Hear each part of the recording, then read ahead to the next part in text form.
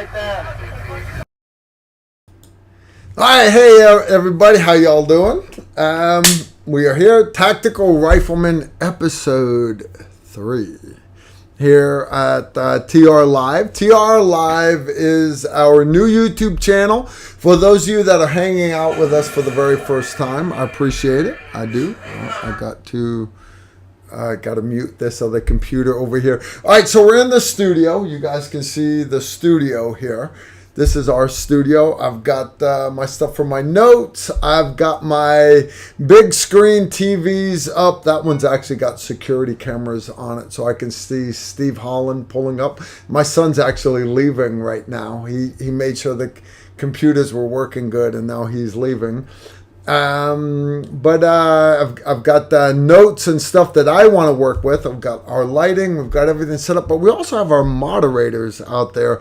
So I want to give a big thank you right off the bat to our moderators. I've got Susan Britcher on the other side of the planet, literally in Australia, on the other side of the planet. And then I've got JT, I got Donut Operator, a couple of other great guys, chemistry student. You guys have seen them all in the chat rooms. They're here. So anyways, I want to big thank you to them. Now, why do you need a moderator, Carl?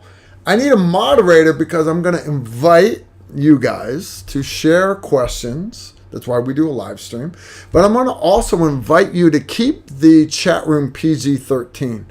In other words, guys like Jerry J, Erica Hodgstetler. By the way, Erica, happy birthday. But people like that, you know, Wildflower, I need y'all to keep the chat room PG-13. That's it. I'm not asking you to keep it rated G or PG. PG-13. I'm not asking for much. Not at all. So anyways, I've got myself a great cup of coffee. This is no joke from 5 Stone Frontline Coffee. Here's the deal. These guys are awesome. And again, I don't make a dime. Guys, I really don't make a dime off of this. I really don't. They're not sponsoring the live stream, but guys want to know what's in the coffee cup? I'm running 5 Stone Frontline Coffee, espresso roast. That's some good coffee right there. All right, now, one thing I will say, though, is we do actually have a sponsor. Tonight, our sponsor is Gunspot. Gunspot. Now, Carl, I'm not really sure what Gunspot is. That's why you're here. My job is to tell you. They're an online listing and auction site for both new and used firearms accessories and more. Here's the cool part, though, is buyers get great deals and never have to pay out-of-state sales taxes or any hidden fees like other auction sites. It goes on. It does. All right, it's one of first off, Gunspot's one of the newest websites out there for improving Second Amendment listing and auction space. All right, connecting buyers and sellers. You know, you got to connect you guys together. Indeed, guns, ammo, accessories, all that stuff for sale by dealers, but also by individuals all the way across the country. Gunspot Academy. All right, gives the 2A community a blog for news, entertainment, stuff like that. That has a 2A content to it. So if you're a buyer, all right, you get guns, ammo, all that stuff for sale all over the U.S. No sales tax. That's kind of a big deal. But if you're a seller, all right, Gunspot store space, showcase all your items, thousands and thousands of prospective buyers, stuff like that. Easy stuff. An easy subscription fee, month to month, lowest valuation on sales in the industry of only 1%.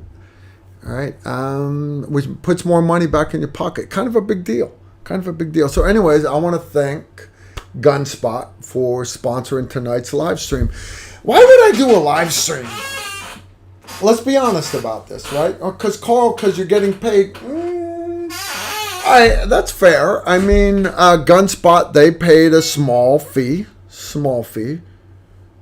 Taksan Chaji Chukayo? No.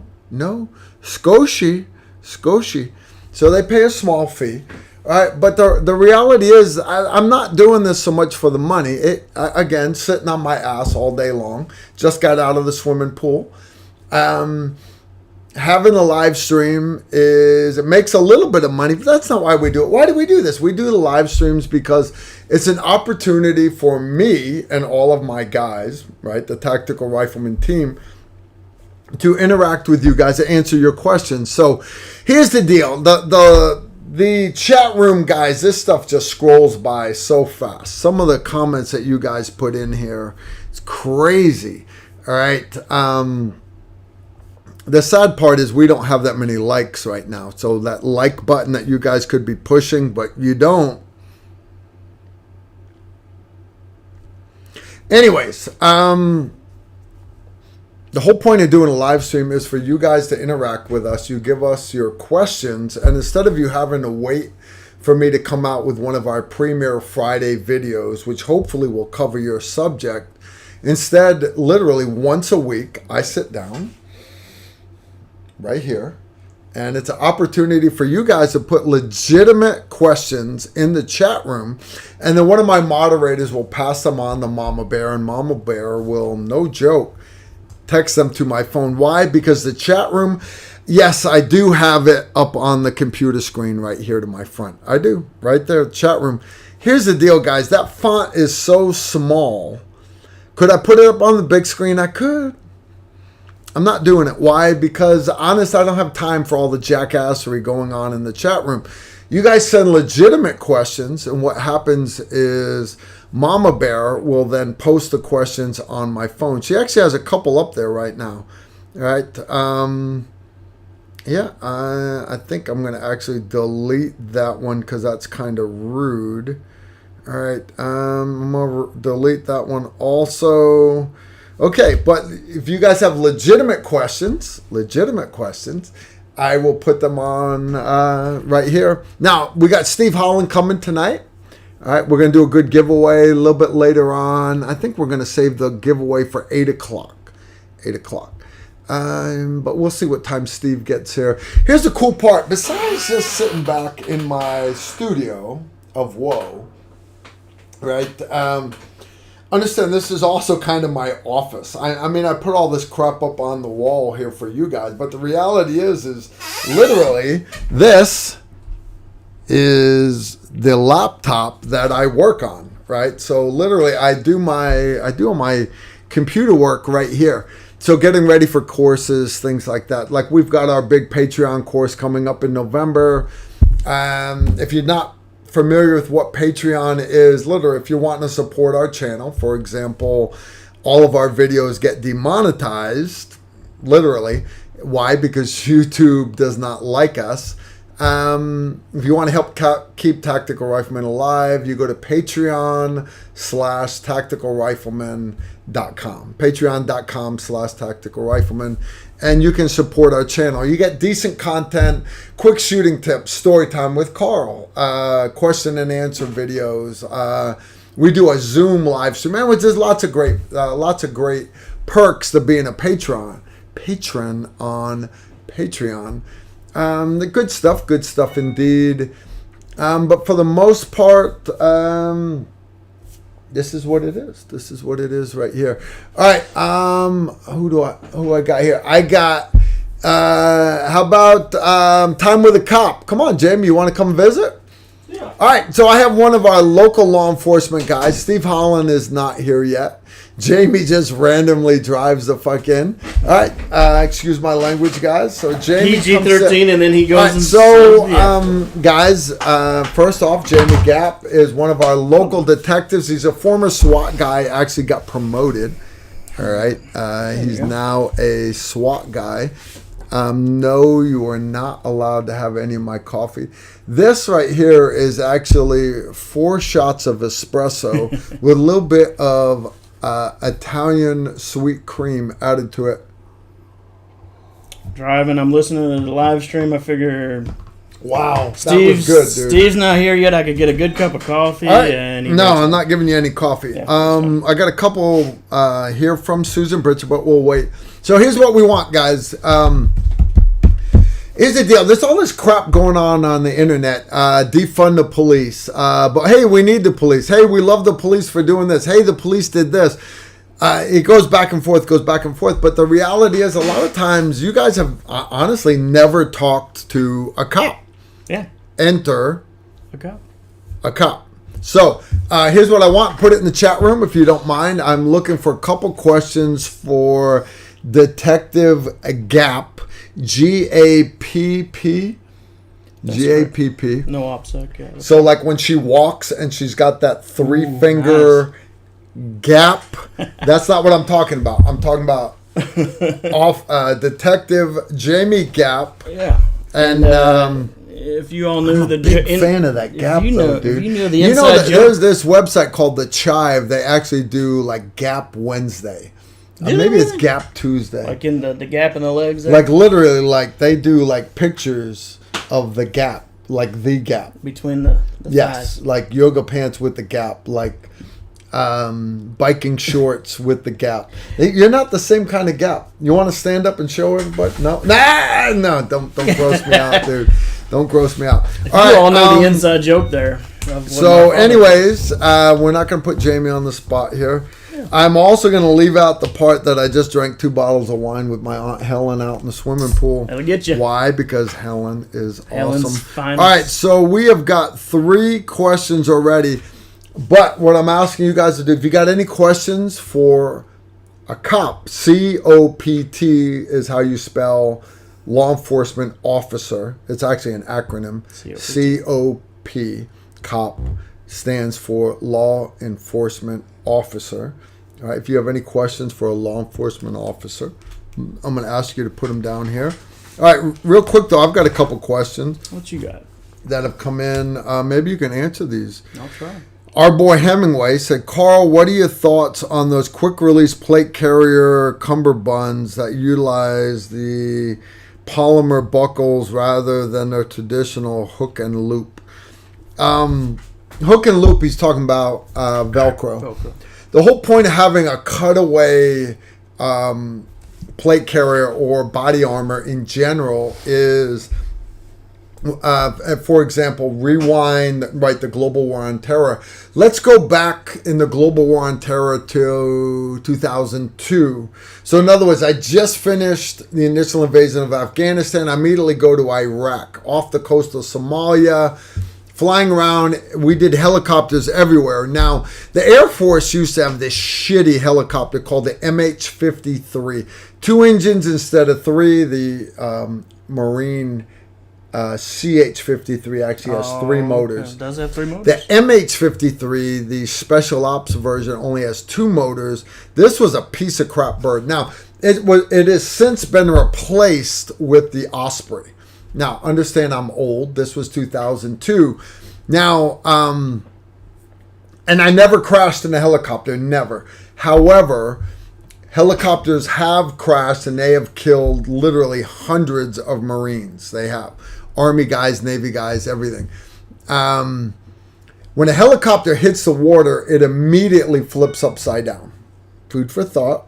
Now, when I get on a helicopter, me being an operator, I take my safety line and I hook it to the floor. That way, if the helicopter does whatever, there's no chance of me falling out. My safety line has a little bit of stretch in it. Now, when that helicopter hits the water and immediately flips upside down, what does it do after that? You're absolutely right. It immediately starts sinking like a freaking stone. Now, you've got 24 assaulters in the back of this helicopter. What happens?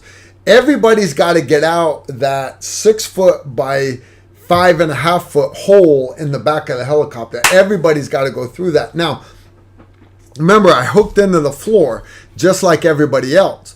So now I'm hanging from the ceiling by my crotch where my safety line's hooked up. Now, you might be able to get that undone. You have a quick release pop, but swimming with all this body armor, did I mention everybody else on the helicopter is trying to get through this 6 foot by 5.5 foot hole in the back?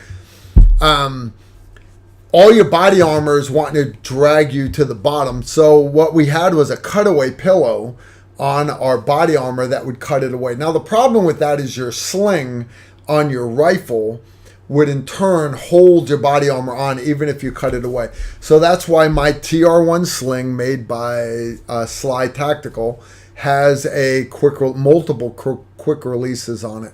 But yeah, I'm very, very big on quick release body armor. Very, very big on it. Because literally, guys, if your MRAP flips over and lands in a canal filled with water, or your helicopter flips over, or your Suburban flips over and now you're in a upside down Suburban that's on fire burning to the ground, you need to be able to get out of it very, very quickly. So a lot of times getting out of your body armor makes that a lot easier. So I'm big on it, guys. I'm very, very big on it. Something you taught me is best way to tell which way is up. Bubbles. If you're underwater. Watch where your bubbles go as you breathe. Because even in a completely blacked out helicopter, they still have the red lights on. And you'll see when you blow, you'll see which way your bubbles go. That lets you know which way up is. All right. What mount are you using for primary arms SLX 1X Micro Prism? What he's talking about, guys, that's the magnifier. Guys, it actually comes with a mount. This is the 1X Micro Prism. It comes with its own mount. You get multiple different riser heights actually come with it. So if you want to run it high like all the ninjas that are wearing gas masks, or you want to run it low, let's say you have it on a lever gun, doesn't matter. You have different height risers. They all come with it. One thing I will say was, not now, but back when we were first testing these things, I actually broke one of these bolts, but they have since fixed that. They no longer use Chinese-made bolt. Yes, it is made, the optic is made in China, but when it shows up here, it has American-made bolts, so I'm told. But I've yet to break another bolt since they've sent me good bolts. Totally badass. Again, you can adjust the height on the riser. Funny you should mention this. This is actually this Friday's video. And I know these things have been out for a year, right? So a year ago, Mr. Guns and Gear and all these other guys, and I love Mike. Mike's awesome. All these guys did reviews on the 1X Micro Prism, and their videos are awesome. That's not me. I want to beat on something,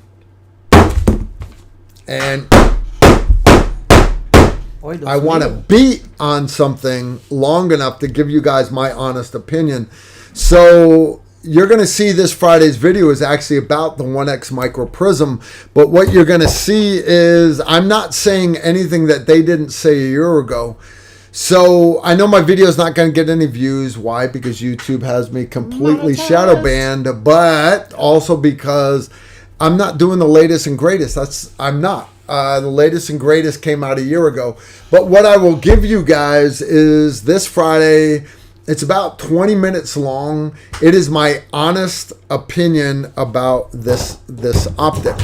I run this optic. I also ran it with the magnifier behind it. This is a 3X Micro Prism magnifier. And I beat both of them to death for the last year. And anyways, that's this Friday's video. Good stuff. Good stuff indeed. All right, got another one here from Miss Britcher. Blah, blah, blah, blah, blah, blah. Here's one right here.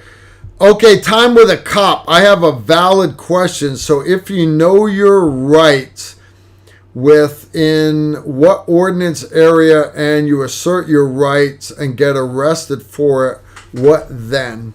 All right, I'm going to let you mention it. All right, so guy knows he was right. You know you're right. Knows he's right. Challenge the cop. Cop is wrong. But the cop arrests him anyways. What does he do? I'll be right back. I got to go take care of that thing on the Hey, give me one of those cold coffees. So what we're going to do on this one is, this is just my opinion, but if you know you're right and you get hemmed up anyways and you end up getting arrested, I would go to a good attorney and make sure you're right. But never do it on the side of the road. The side of the road is not the place to have court, okay?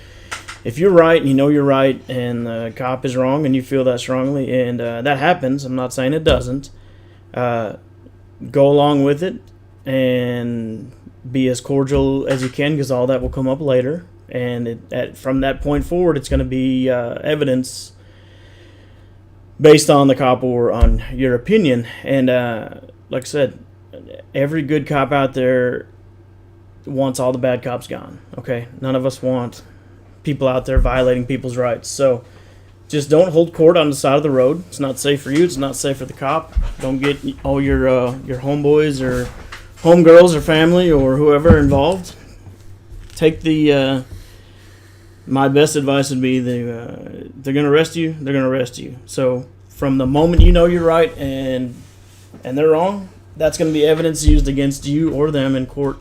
So if you're cordial and you go along with it, be polite, guys. Get you a good attorney and sue the shit. Out of them, literally, you know? no, I'm serious, because understand there are great cops out there. Mm-hmm. All right, there are bad cops out there, cops, yeah. But for the most part, there are just cops.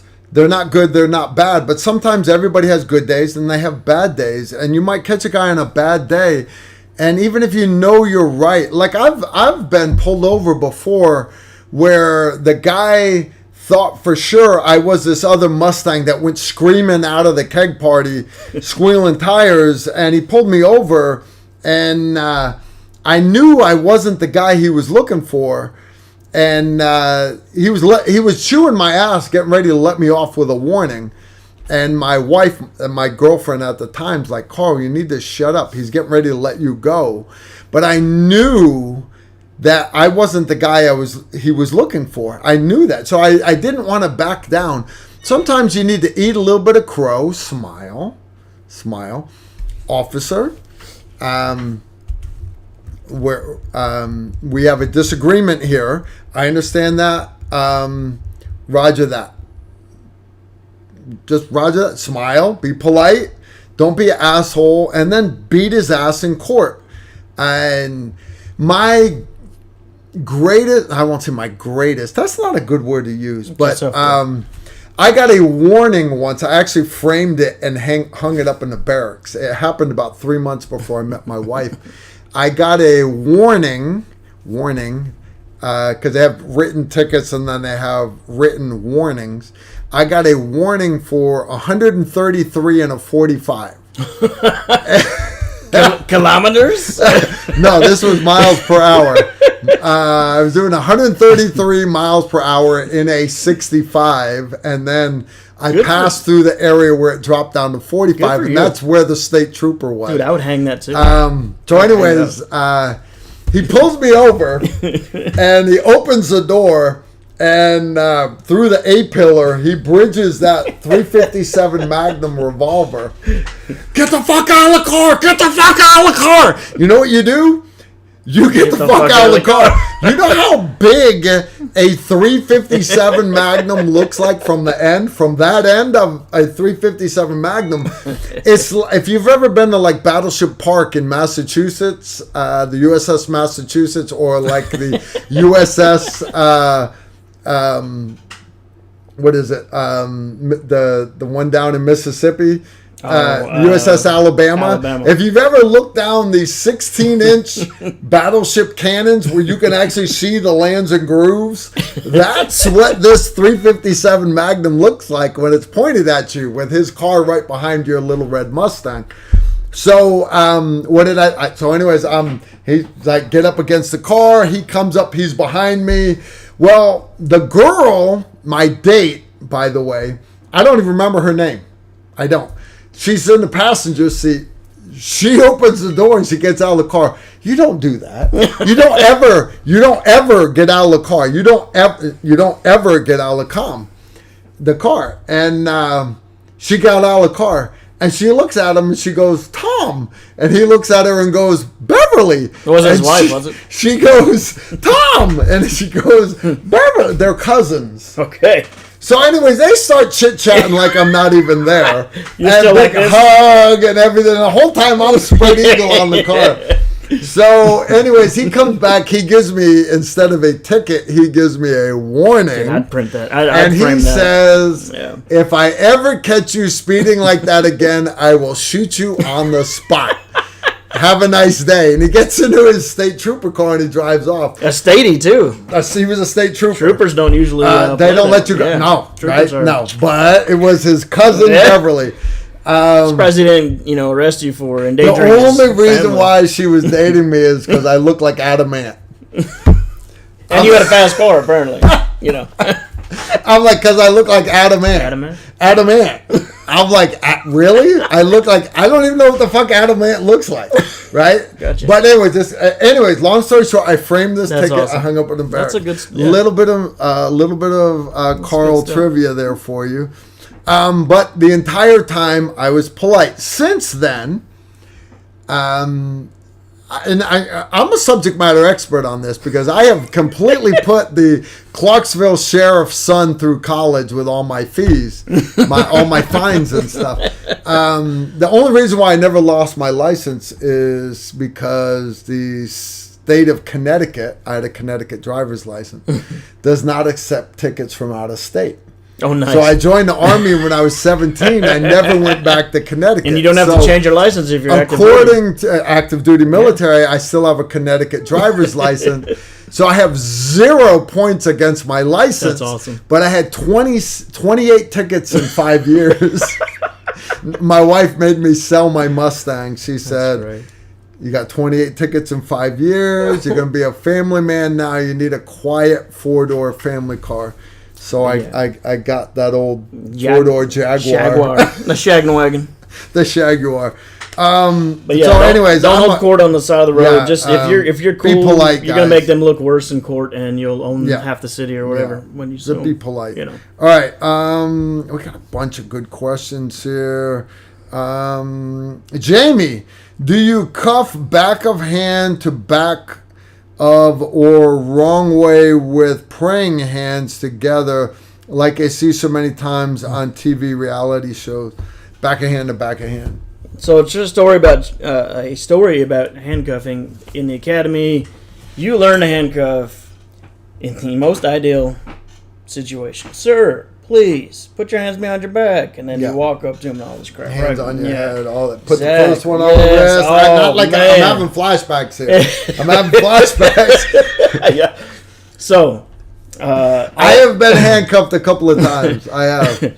All that shit's out the window in real life. Ideally, you handcuff. I've never got out of handcuffs when I was actually handcuffed by police. Because I'm actually, because we teach escapology. Yeah. I'm actually faster with a bobby pin. I sent him a video the other day. He's like, "Is this shit real?" I am faster with a bobby pin. I've seen it. Than I am with a handcuff key because if I straighten out a bobby pin, it's actually longer. So from behind my back, literally, guys, this shit sits on my desk because when I'm working on a computer, I will actually practice.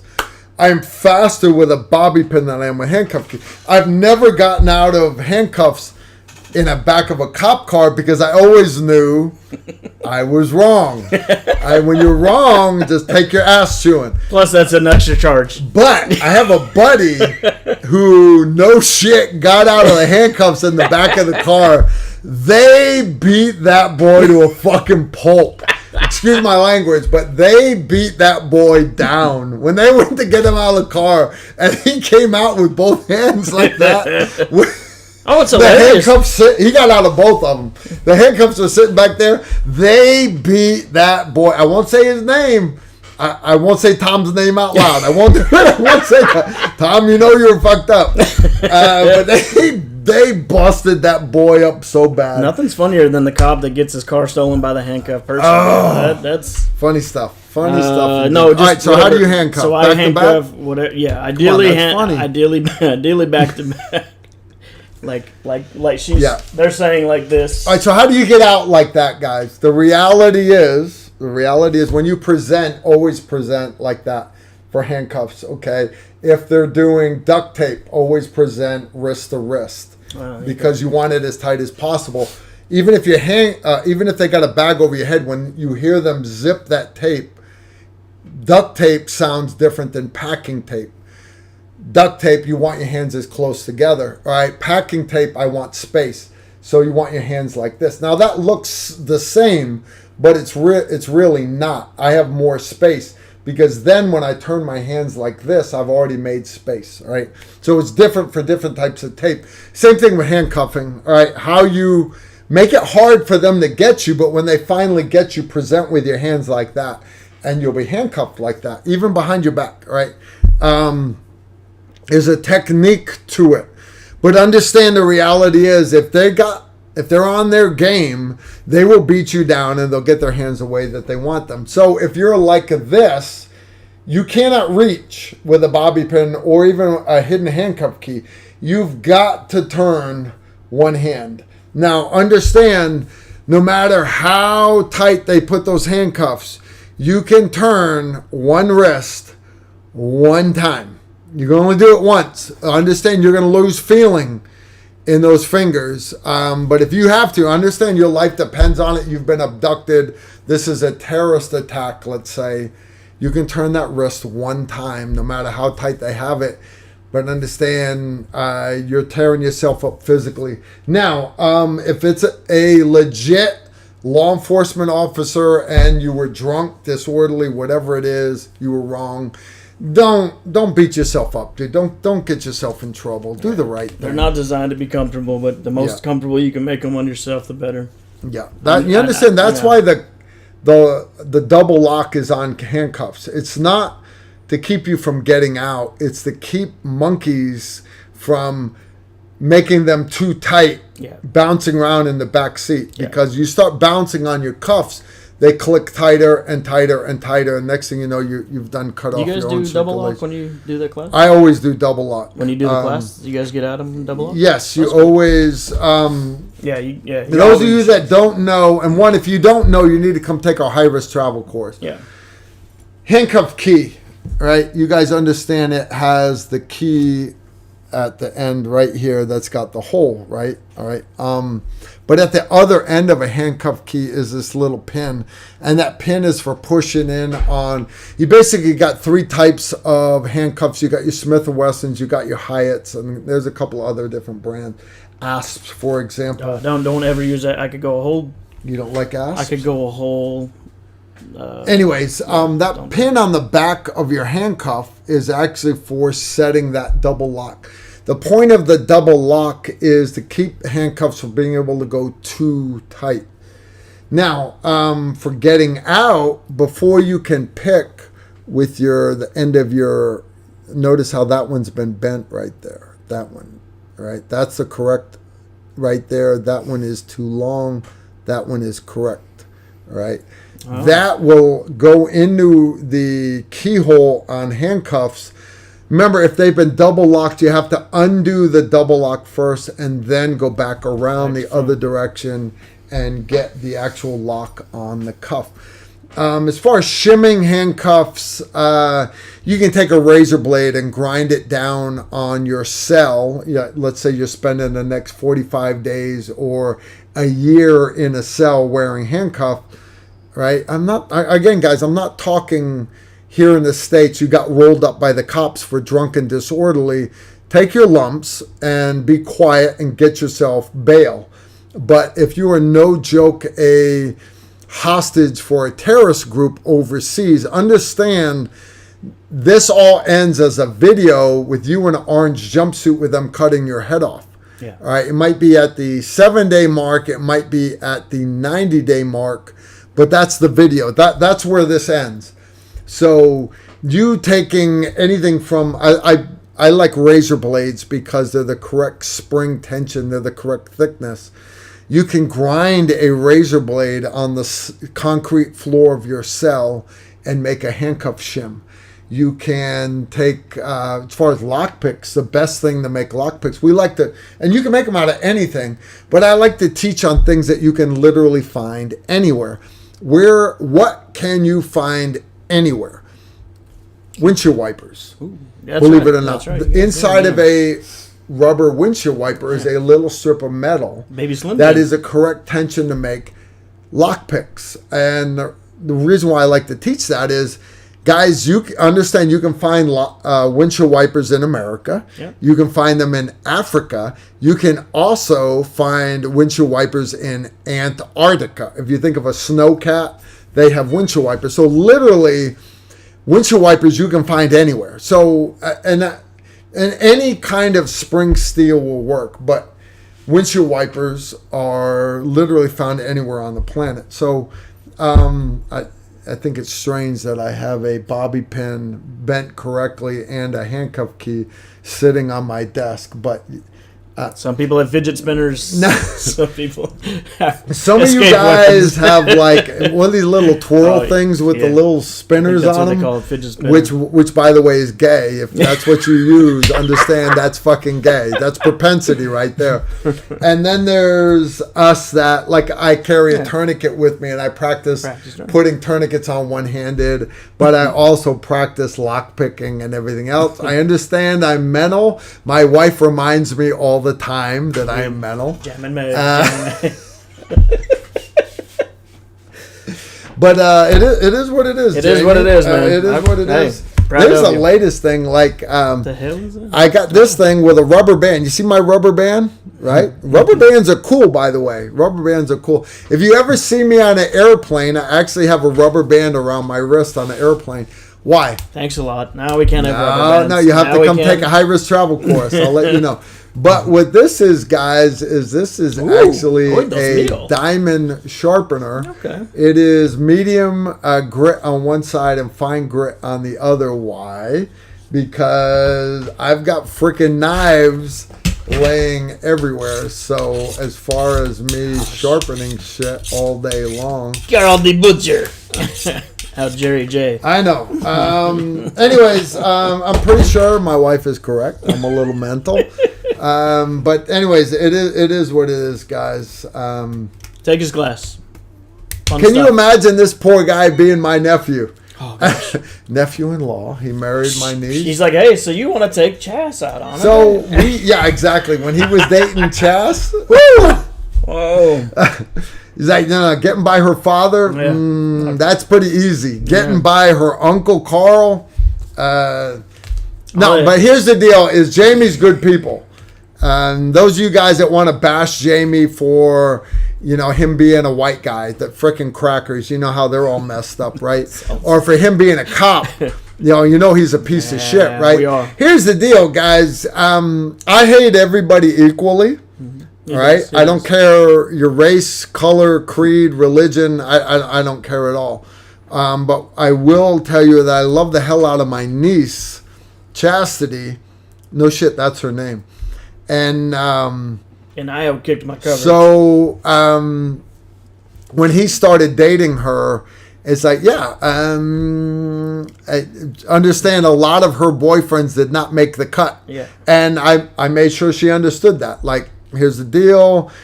You can make whatever decision you want, but I will just hide the body. Yeah. All right. But anyways, I'm a big fan of Jamie here. I'm a big fan of him. Try going fishing with him the first time. And he's like, you're not the one that has to walk out of here alone. It's creepy. We love Jamie. We do. All right. What you got next? Jamie, let's say I'm walking home, but in an area that doesn't require ID. Stop an ID, anything, and they insist. Okay, so we live in and I'm not sure where Wildflower is, but in America, you don't have to have your ID on you all the times. No, I would say I don't even think I have. You have your ID on you? I don't have my ID on me right now.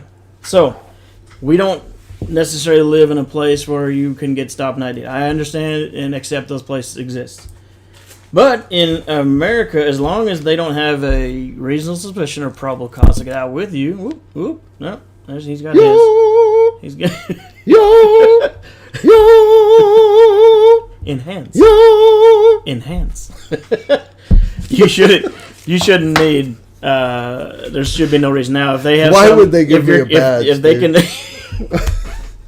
Keep talking like that, they're going to take it away. Break glass in time of war. If you can. If they can articulate that you're committing a crime or about to commit a crime, then that's on them, and you have to present ID in that situation, yes. But otherwise, fuck them. And he says that why? Because Jamie's one of those decent cops that literally is on your side. Yeah. But like my son hates cops. All right. We're minutes away when seconds count. But here's the deal. Why? Why does my son hate cops? For the same reason I hated cops when I was 21 years old.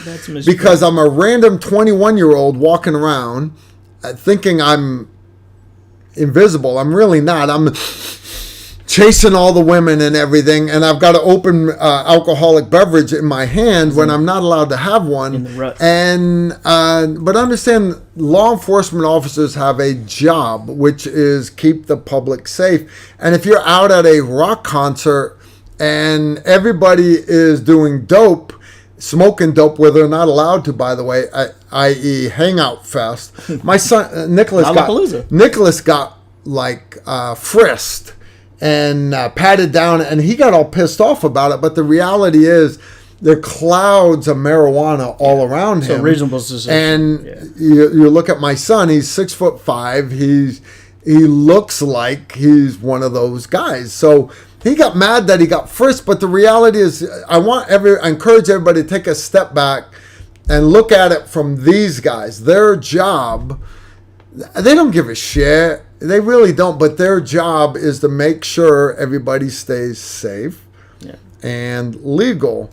And so, you see this kid, juvenile delinquent, is what my son looks like. It looks like he should have a skateboard with him. He's the nicest kid you'll ever meet. My son legitimately has never done anything wrong in his life, but he looks like his dad when his dad was 19 years old. And trust me, I was like textbook. If you were to bust open the encyclopedia in the D section to juvenile delinquent, I'm sorry, the J section, literally, there's a picture of me. Literally me. I'm in the encyclopedia for juvenile delinquent. Now it's more toward the chaos side. But he's still in there. No, I'm serious. But my son looks just like I did back then. So, and my son is just the nicest kid in the world. Never done anything wrong his whole life. I would also because I raised Nicholas properly. Yeah, and poor Nick, it probably was some fat security guard who was not a cop, who had some, it's a music festival. So, challenge if they are a cop first. But yeah, if you're not doing anything wrong, don't worry about it. I mean, I'm not saying to be a dick to him, but don't let him violate your rights. It's not cool. My question for Detective Gap is, what does he like about being a police officer and what does he dislike? Give us the good, the bad, the ugly. That's from Colby Dixon. Colby Dixon. I like the question. The bad. What do you like about being a polici? All right, so full disclosure, I was You just like to beat motherfuckers up. No. That's for a patron conversation. Subscribe below. Full disclosure, I was a rodeo clown before I joined the Army. Rodeo clown. You can't make that shit up, Didn't guys. get paid money, just fun Sorry, shit. dude, you don't get any coffee. Yeah, I noticed. That's the whole reason It's the whole reason I came here. So I like fighting, foot racing, and driving like an asshole. I mean, that's just the whole reason I like to be a cop. So everybody... is it Firehouse Blend? 5 Stone. Oh, I thought you were going to say, if this is Firehouse Blend, I'm out of here. 5 Stone Frontline Coffee, Frontline Espresso Roast. Good, bad, and ugly. See something different every day. Adrenaline. Now, you can go to work and not do a fucking thing. Adrenaline. You can sit there and not do a thing and just be that guy. That's fine. That's not me. I don't like giving tickets per se, but I will make sure, when I was a cop, I would make sure there wasn't any dead hookers in the trunk. So you're not wearing a seatbelt. I'm not going to give you a ticket for that because I don't wear my seatbelt all the time. But if we can parlay it into something else, then we'll go there. So I have a reasonable, probable cause. I'm feet legal. Now, understand, we got it. Meth keeps you skinny. All right, for all the women out there, meth. The reality is, meth keeps them skinny. There's truth to that. A lot of good housekeepers. But at the same time, if you're driving a 1978 Ford Ranger and your left fender looks like it's been on fire, Pete Jones, I'm talking about you. Pete Jones. He's an SF guy. You guys know Pete's done a bunch of videos for us. He gets pulled over all the time. He has a $90,000 completely upgraded Ford Escalade. Okay. 90 grand or whatever, whoever makes the Escalade, whoever makes it. It's not what I drive. You guys, I drive a Denali. It's the Ford version of what I drive. Yeah, Excursion. So, no, it's the Escalade, whoever makes it. Yeah. Cadillac Escalade, whatever. Mm-hmm. Yeah. He owns one of those. It's nice. But he'll come out here driving his beat-up 1978 Ford Ranger with the fender that literally looks like it's been on fire and the rest of it's rattle canned and everything. And he looks like he is white trash. Understand, he gets pulled over all the time. Why? Because law enforcement officers profile. Now, I know all my Black Lives Matter people out there, right? Whoop whoop! All right, a high five. Let me elbow you, right? Because we all love Black Lives Matter. Here's the deal: all lives matter. All lives matter. But the reality is, law enforcement officers have to profile. They have to. That's real life. It's not just the military, by the way. It's not just law enforcement. The military does that. Your school teachers do that. Your priests do that. Literally, everybody profiles. That's human nature. Yeah, it's not always accurate, but 80% of the time it is accurate. So Pete gets pulled over all the time for being white trash. And he gets pulled over, he gets his vehicle searched all the time, and he just smiles. He's polite. He's like, I understand why you're pulling me over.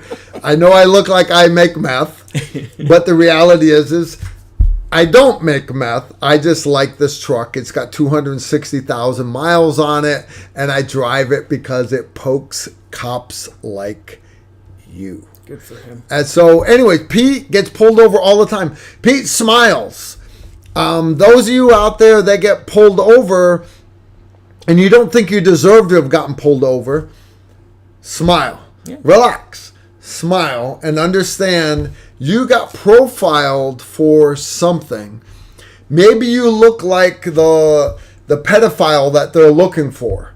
Maybe you look like the in Ramblin' Man's case, maybe you look like the silver alert. They're looking for the old guy that got lost that just drove off. Whatever it is, you got profiled or you did something that caught this guy's attention. They don't want to pull you over, guys. They don't want to pull you over. They don't. It's not like they get up in the morning and they go, honey, I love you. Stay home with the child. I think I'm going to go risk my life and just randomly pull over motherfuckers. Damn it, Pete. You're having coffee. We'll go get Pete. Yeah. Go get him. He's driving that Ranger around again. So it's not that you pulled me. Shit, motherfucker, you pulled me over because I'm black. No. They didn't pull you over because you were black. They pulled you over because you met a profile that they're looking for. Don't take it personal, guys. Be polite. And you know what? You won't get tased. You won't get shot. And you'll beat them in court. Yeah. If you're polite, you get pulled over. I got taught my wrists. Break your wrists over the steering wheel. Oh, okay. Put down all four windows. Power your windows down. Doesn't matter if it's raining. It'll buff out. Break your wrists over the steering wheel. Officer, can I help you? And Trooper Humpty Fump, or whoever the hell it is going to inform you why he pulled you over.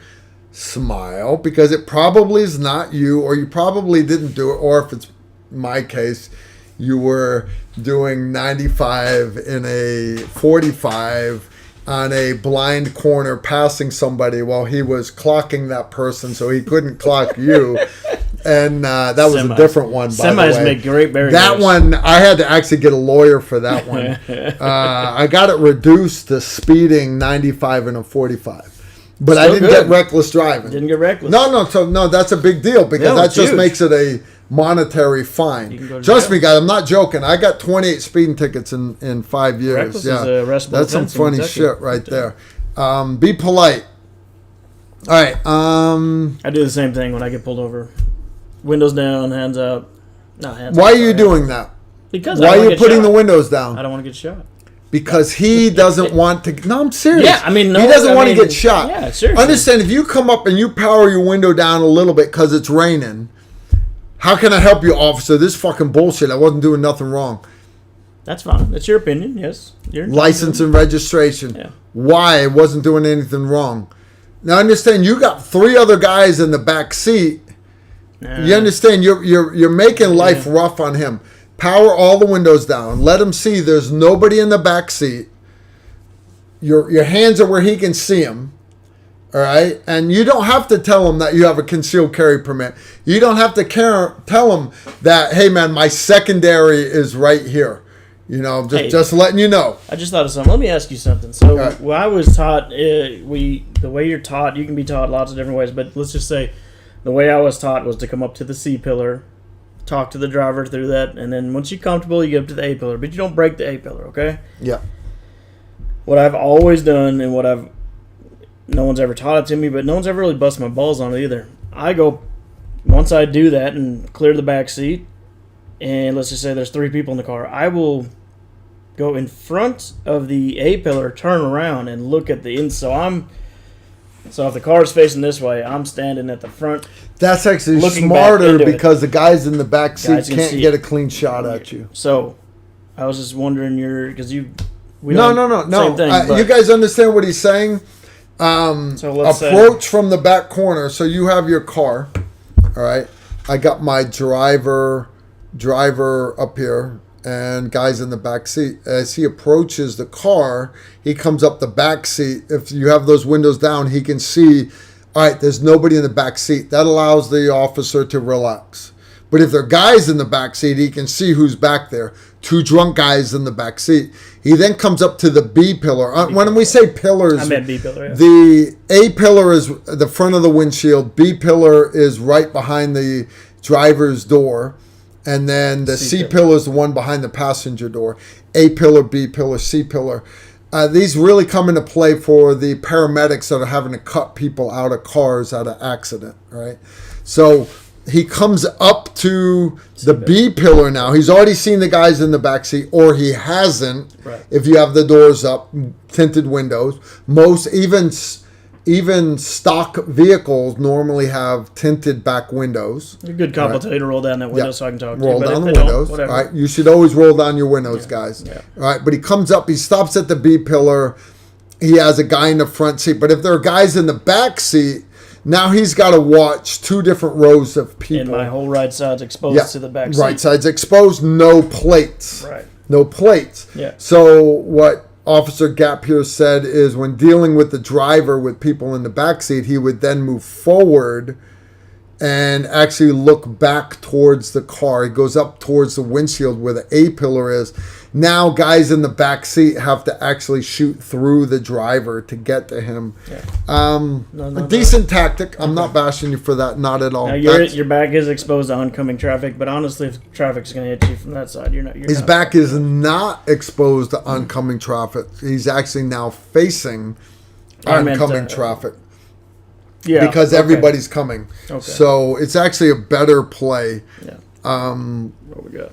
Decent, but not everybody does it.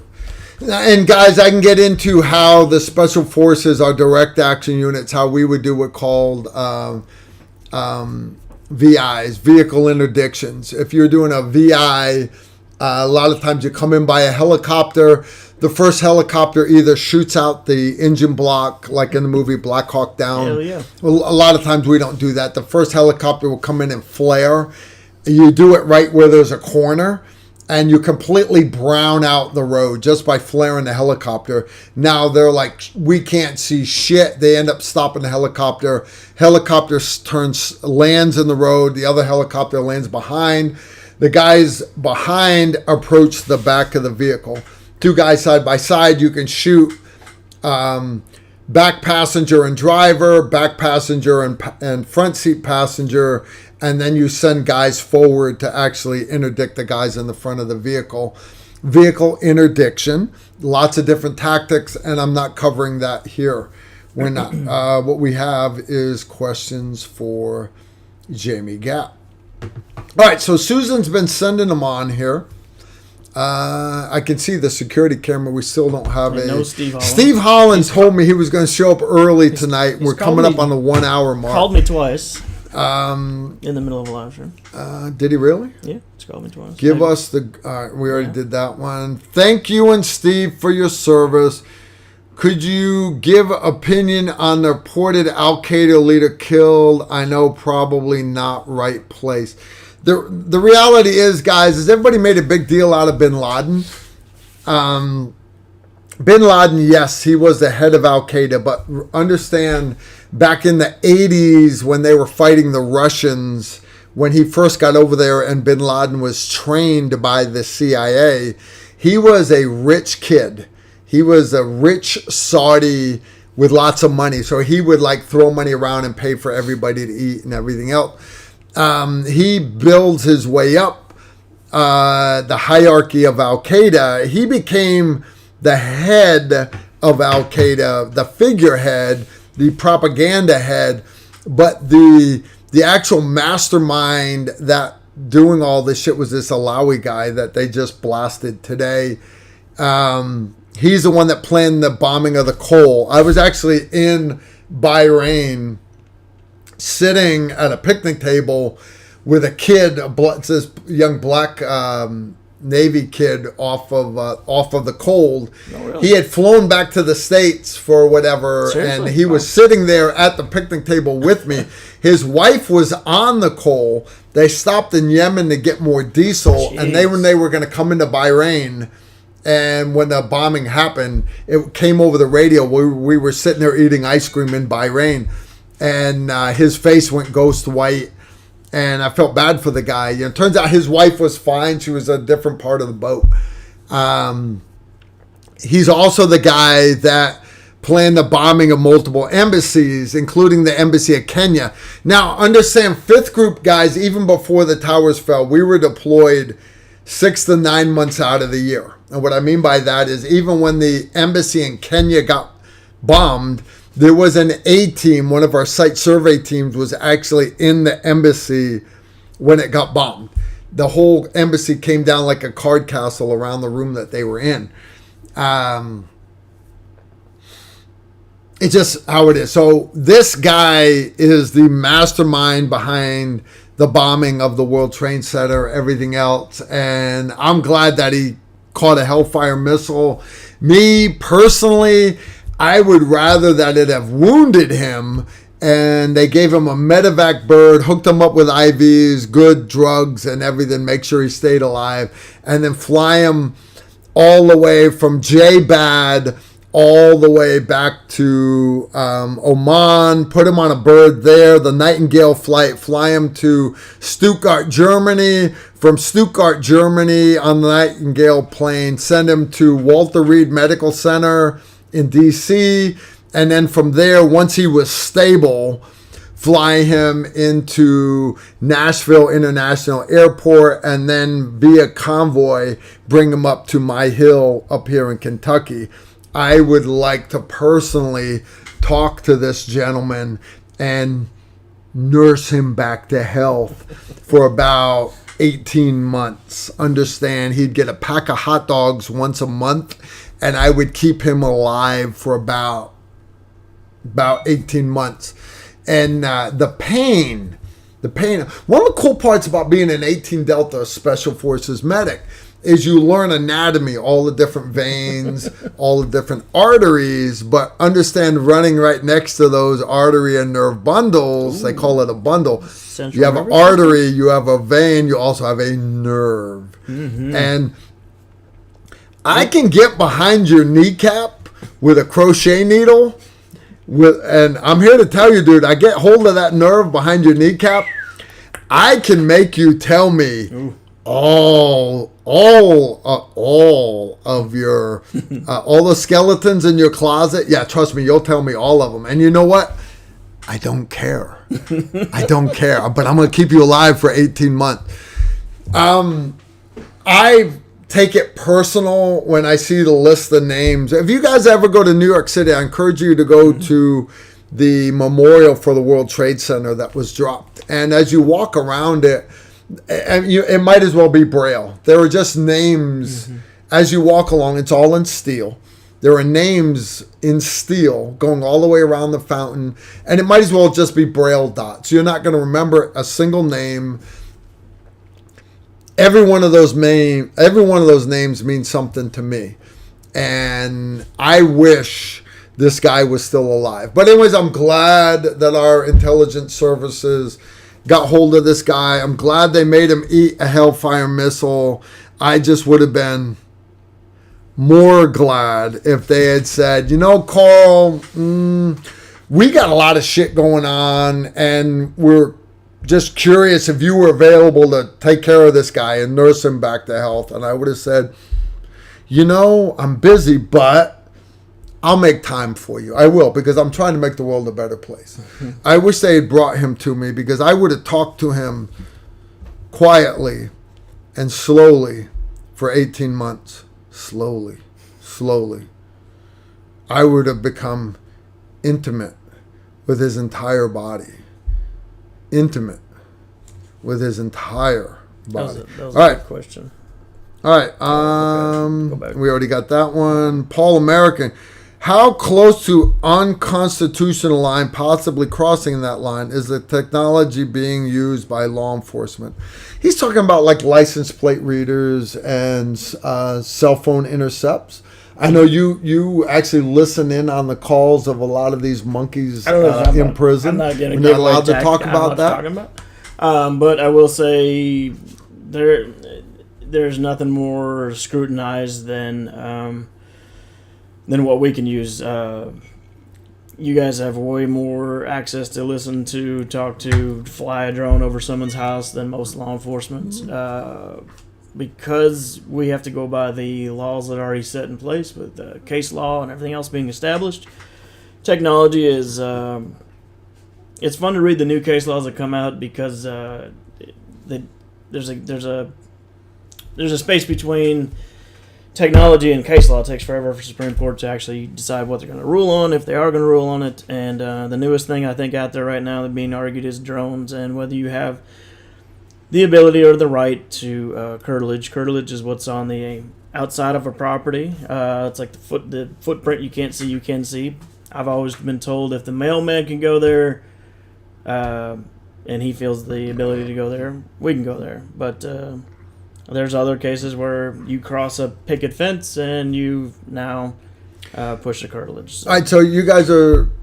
what he's alluding at with the question is that these guys can now cross all these lines of your constitutional rights. Understand the Patriot Act, all this other stuff allows law enforcement to do shit that we all believe that they shouldn't be allowed to do, as far as violating your privacy. One thing I will say, though, and I'm ignoring CIA and NSA, because understand they are national assets that literally basically ignore the laws, right? No, I'm just being honest with you. They don't give a shit what the legal laws are. That's not him. But understand, the NSA and the CIA, they don't give a shit what the law is. Their job is to accomplish the mission. And they're accomplishing the mission. All right, they live in the gray area. I'm good with that. All right, now, but one thing I'll tell you is Jamie... Understand, I try to have coffee with Jamie 8 a.m. as often as we can. He's always late because he's on Gap Standard Time. It's a private joke with him and his family. Cannot deny his that. Dad's a gynecologist, so as far as delivering babies and stuff, understand he's always late. Yeah. The entire family is always late. It's in my will to pay the funeral director to make me late to my own funeral. I don't doubt that for a second. Roll the casket out. But I'm always giving Jamie shit. Yeah. Because... So like 6 o'clock dinner time, right? No, I'm not talking about time now, but I'm saying he'll be investigating something. He'll be talking about this investigation he has going on. An old one. And he is always... restrained from doing the right thing because of legal technicalities. And I'm like, Jamie, you've heard me say this hundreds of times. I'm like, why don't you just kill this motherfucker? But understand, Jamie can't. But Also, when you're talking about the surveillance part and all this other things, Jamie's always like, I can't legally do that. I want to do this. I can legally do this, and this is how we're catching all these guys, because they don't realize we can legally do this. But, and I'm not sharing their tactics and stuff here, but understand your question is, are they crossing constitutional lines? This is one of the most legal son of a guns I've ever met in my life. And why? Because where I was a good Green Beret, Jamie is a good detective. And where my job was to catch a bad guy, but understand catching a lot of our missions were kill or capture. Kill or capture. Ooh, you had the Jamie's are always capture, but also we have to be able to prosecute and make it stick. And he's very, very much about staying within the legal constraints. And it's very hard for me, but at the same time, I want to say thank you for doing the right thing. Understand, I could not do Jamie's job. I wouldn't, because if I had Jamie's job, I would drive around with a wood chipper hooked behind my car. And that thing, I would have wore all the paint off of my wood chipper. I really would have. I would make the world a safer place, but there's a reason why I can't do it. All right. There was an active shooter one. I had a bunch of questions here, guys. I'm trying to get caught up. I'm trying to get caught up. A bunch of great questions. All right. Detective got blah blah blah blah. We already did that one. Probably not right place. Need more. Do you agree that police officers need more training than fancy stuff? This is for, I'm sorry, that was Jerry J. Oh, Jerry J. I got to do that in Czechoslovakian Yeah, accent. Do you agree that police officers need more training than fancy stuff? Question mark. Yeah, the babushka. Jerry, I don't know what you define fancy stuff as, but yeah, training's always good. You're gonna have 1 out of 10 hotshot guys who really puts to use their training. Him and I talk about it all the time. So give that guy all the cool guy shit, but make everybody else train. The reality is nobody trains enough. Yeah, nobody does. The concerned citizen, do not train enough. Yeah. Law enforcement do not train. Trust me, I show this boy up all the time on Sunday afternoons. It's pretty sad. I have SWAT guys come up. We show them up. Yeah. Active duty Green Berets. The reality is nobody trains enough. Yeah. All right. Ray S. That's Raymond Sue. Raymond Sue? Raymond Sue's good people. He's one of my patrons. What's up, Raymond Sue? One of the crappy internet things that became a thing is swatting. Mm-hmm. We still hear about those incidents today from time to time. What kind of solutions are discussed for this within LE? What is swatting? So swatting is if you don't like somebody and you may be 3 continents away, you call the police department of their local place while they're gaming or online and say there's a hostage in this house, and so that's my gripe. Shows up. Yeah, that's my problem with the whole red flag thing. Mm-hmm. That if somebody knows you own guns, your neighbor, mm-hmm. and they're pissed off because your dog is shitting on their lawn, they're going to say that you've been threatening them with whatever gun they know you own. And the SWAT team then sweeps in and has to take all your guns until you're proven innocent in a court of law. That would be fucked. That's very fucked up. That would be very fucked up. So that's why you have a wood chipper for that neighbor. Mind you, all of my neighbors are very polite, and I encourage them to stay that way. Swatting, I don't know how it gets that far. I know you're watching. I use the word neighbor because I love you. I love you as my neighbor. Neighborhood friend. I'm turning the other cheek. No, I'm joking, guys. I love all my neighbors. It's a the good hill. Neighbor, yeah. It's a hill. We get along. All right, that's an old one. But yeah, swatting, I don't know how it happens. There should be things in place where a SWAT team doesn't just show up, and I don't know enough about that subject or have had to deal with it. There was a good one about... All right, Michael Johnson, question. AR-15 5.56 pistol or a 300 blackout pistol. General purpose. Think. Honest, guys, personal preference. What are you using it for? If you're using it for home defense and you're going with a short barrel, in other words, shorter than 10 inches, I would recommend either 300 blackout with like 177 grain Lehigh Defense Controlled Chaos or 220 grain subsonic Sierra Match King, something that's going to make just a massive bullet passing through the body. Or you might as well go with a pistol caliber carbine like a 45 cal or 9 mil. But if you're going with a longer barrel, say 12.5 inch, 13.7, 16 inch, stick with 5.56. The reality is for home defense, you can find 5.56 everywhere. So if this is your zombie apocalypse, end of the world gun, you'd be a fool to not go with 5.56. All right, but if this is your home defense and you want every bullet to do maximum damage, the reality is low velocity 300 blackout does more damage than low velocity 5.56. That's just the truth of it.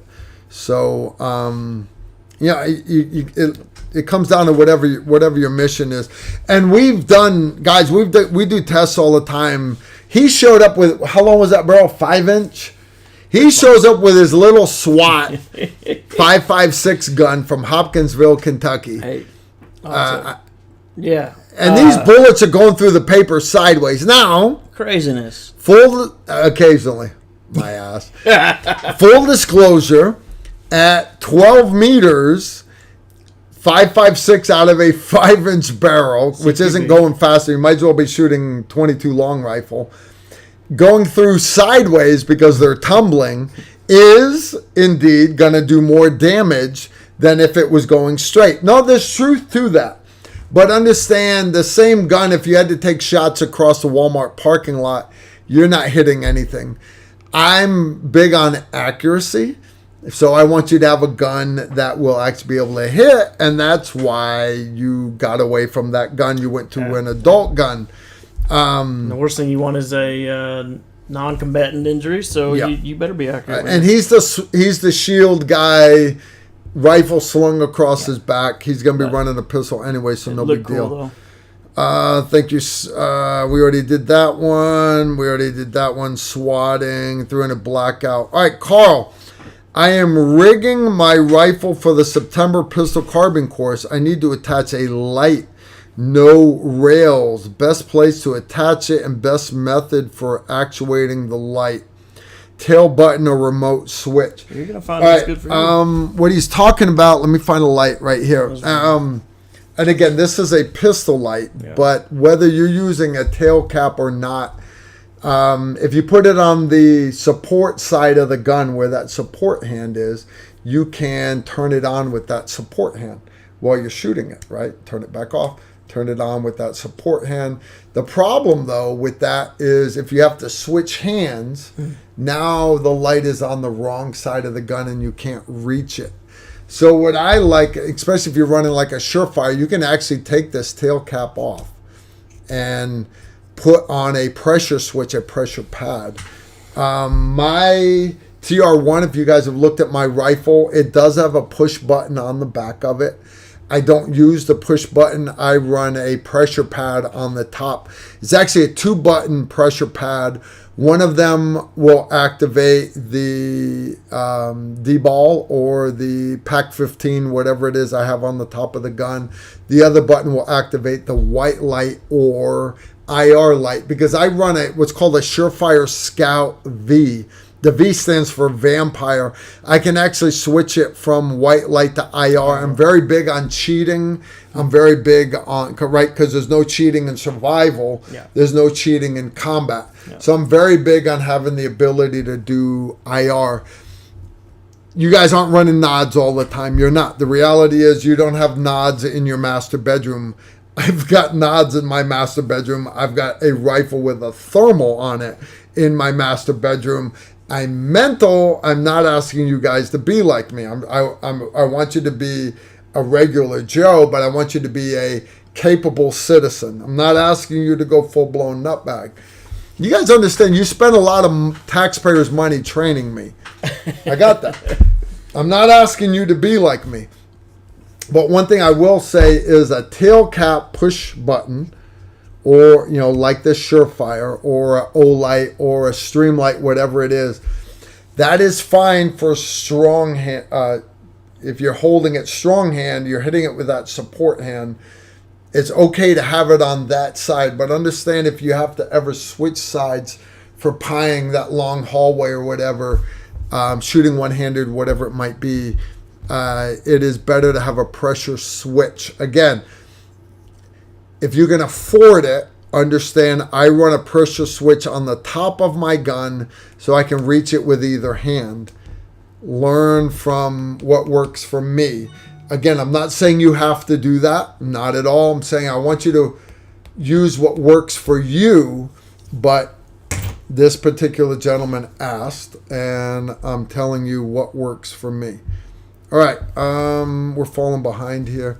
Dude, I'm looking at security cameras. I don't know that he's going to make it. I still don't have any Steve Holland yet. Yeah, we already did that one.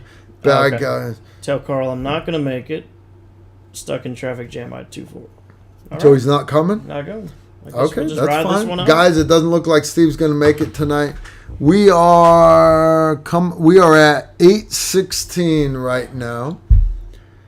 Single dot. Hey Carl, have you ever ran the single dot EOTech? If so, is it okay in overcast, no moonlight, under nod, since it doesn't have an NVD button setting? Question. Here's the deal, guys, and I'm sorry I don't have a EOTech on. I don't have any EOTechs right here. No. Well. Here's why I don't have any EOTechs, because, and guys, I've got like nods. I got nods for days here. Understand, I have training aids, right? But the reason why I don't have any EOTechs here is because all my EOTechs are mounted on guns, because I'm a big fan of EOTechs. Don't get me wrong, I like the micro prism, I do. But it's not as good as an EOTech for CQB. It's just not. It is a better survival gun for zombie apocalypse, where you're never going to be able to get any new batteries. I got that. But for in the house CQB, I don't care what all my aim point guys and Holo Sun and everybody else, the SIG guys, oh, mine's better than the EOTech. The reality is, guys, is it's just not. All right. EOTechs are awesome. You can pay the extra money and get the EOTech that has the night vision button on it. I understand. I've never used it. Not one time. Never. I carried an EOTech from before the global war on terror. In other words, before the towers fell. Literally, probably, I got my first EOTech, I want to say it was 95, 96 time frame. Ran it the whole time. Now, understand, most of the time I had my SR-25 in my hands. All right, but if I had my M4, it had an EOTech on it. My entire career. If I picked up my M4, it had a freaking EOTech on it. Why? Because it is hands down the best CQB optic on the planet. Not one time, never did I ever use the night vision setting on it, because you never tried to look through your EOTech with your nods, because your nods are on your helmet. To aim, we always use active IR lasers. Now, I know the latest hotness is, instead of running a normal height riser, everybody wants to run these tall risers so their optics are taller. And what they'll tell you is, well, you get your head behind it quicker. That's not true, guys. The reality is, when you bring it up, and the time it takes you to bring the barrel from here to here, it's not the optic coming up to your eye being faster, it's the barrel. So the barrel, understand, so it's not any faster. Guys all over the internet, the latest hotness is it's faster and you have better situational awareness. having a taller riser, but understand that's so not true, guys. It's just not. The reason why some special ops units are running taller risers is because they have to run them with gas masks, but also with nods, because the bad guys have got nods and can see their active IR lasers. They know that it's not faster. They know it's not. They wish they could go back to a regular height riser. So for all the civilians trying to copy the soft guys doing the latest hotness, I'm here to tell you that's what we did back in 2003, because Saddam had chemical Scud missiles, so we had to practice wearing gas masks. So we put our EOTechs on top of our carrying handles to make taller risers. We did the same thing back in 99. We did, and understand, as soon as the threat was over with, we immediately went back to normal height risers. So you can tell yourself that's the latest hotness, and you're doing it because that's what all the cool guys are doing on Instagram. I got that. But the reality is it's so not true. So, it's the first success I ever bought myself was EOTech. As soon as they're done with that ChemBio threat and they can take those EOTechs and put them back flush where they need to be, guys, it makes you so much more accurate at 300 meters. And the reality is that's where you need to be accurate. At 7 meters, at 3 meters inside the room, understand you're not going to miss. You're not. And I know most of the ninjas out there on Instagram have never gone past 7 meters. I got that. But the reality is, if you want to be a real war fighter, not internet, not Instagram fighter. If you want to be an Instagram fighter, 7 meters, you're golden. Cool part is you don't even have to show your hits on target. You can just make noise and just be fast. Yeah. And you'll be awesome. You will be. Go to Instagram. Just watch them. I don't watch them, but you guys can watch them.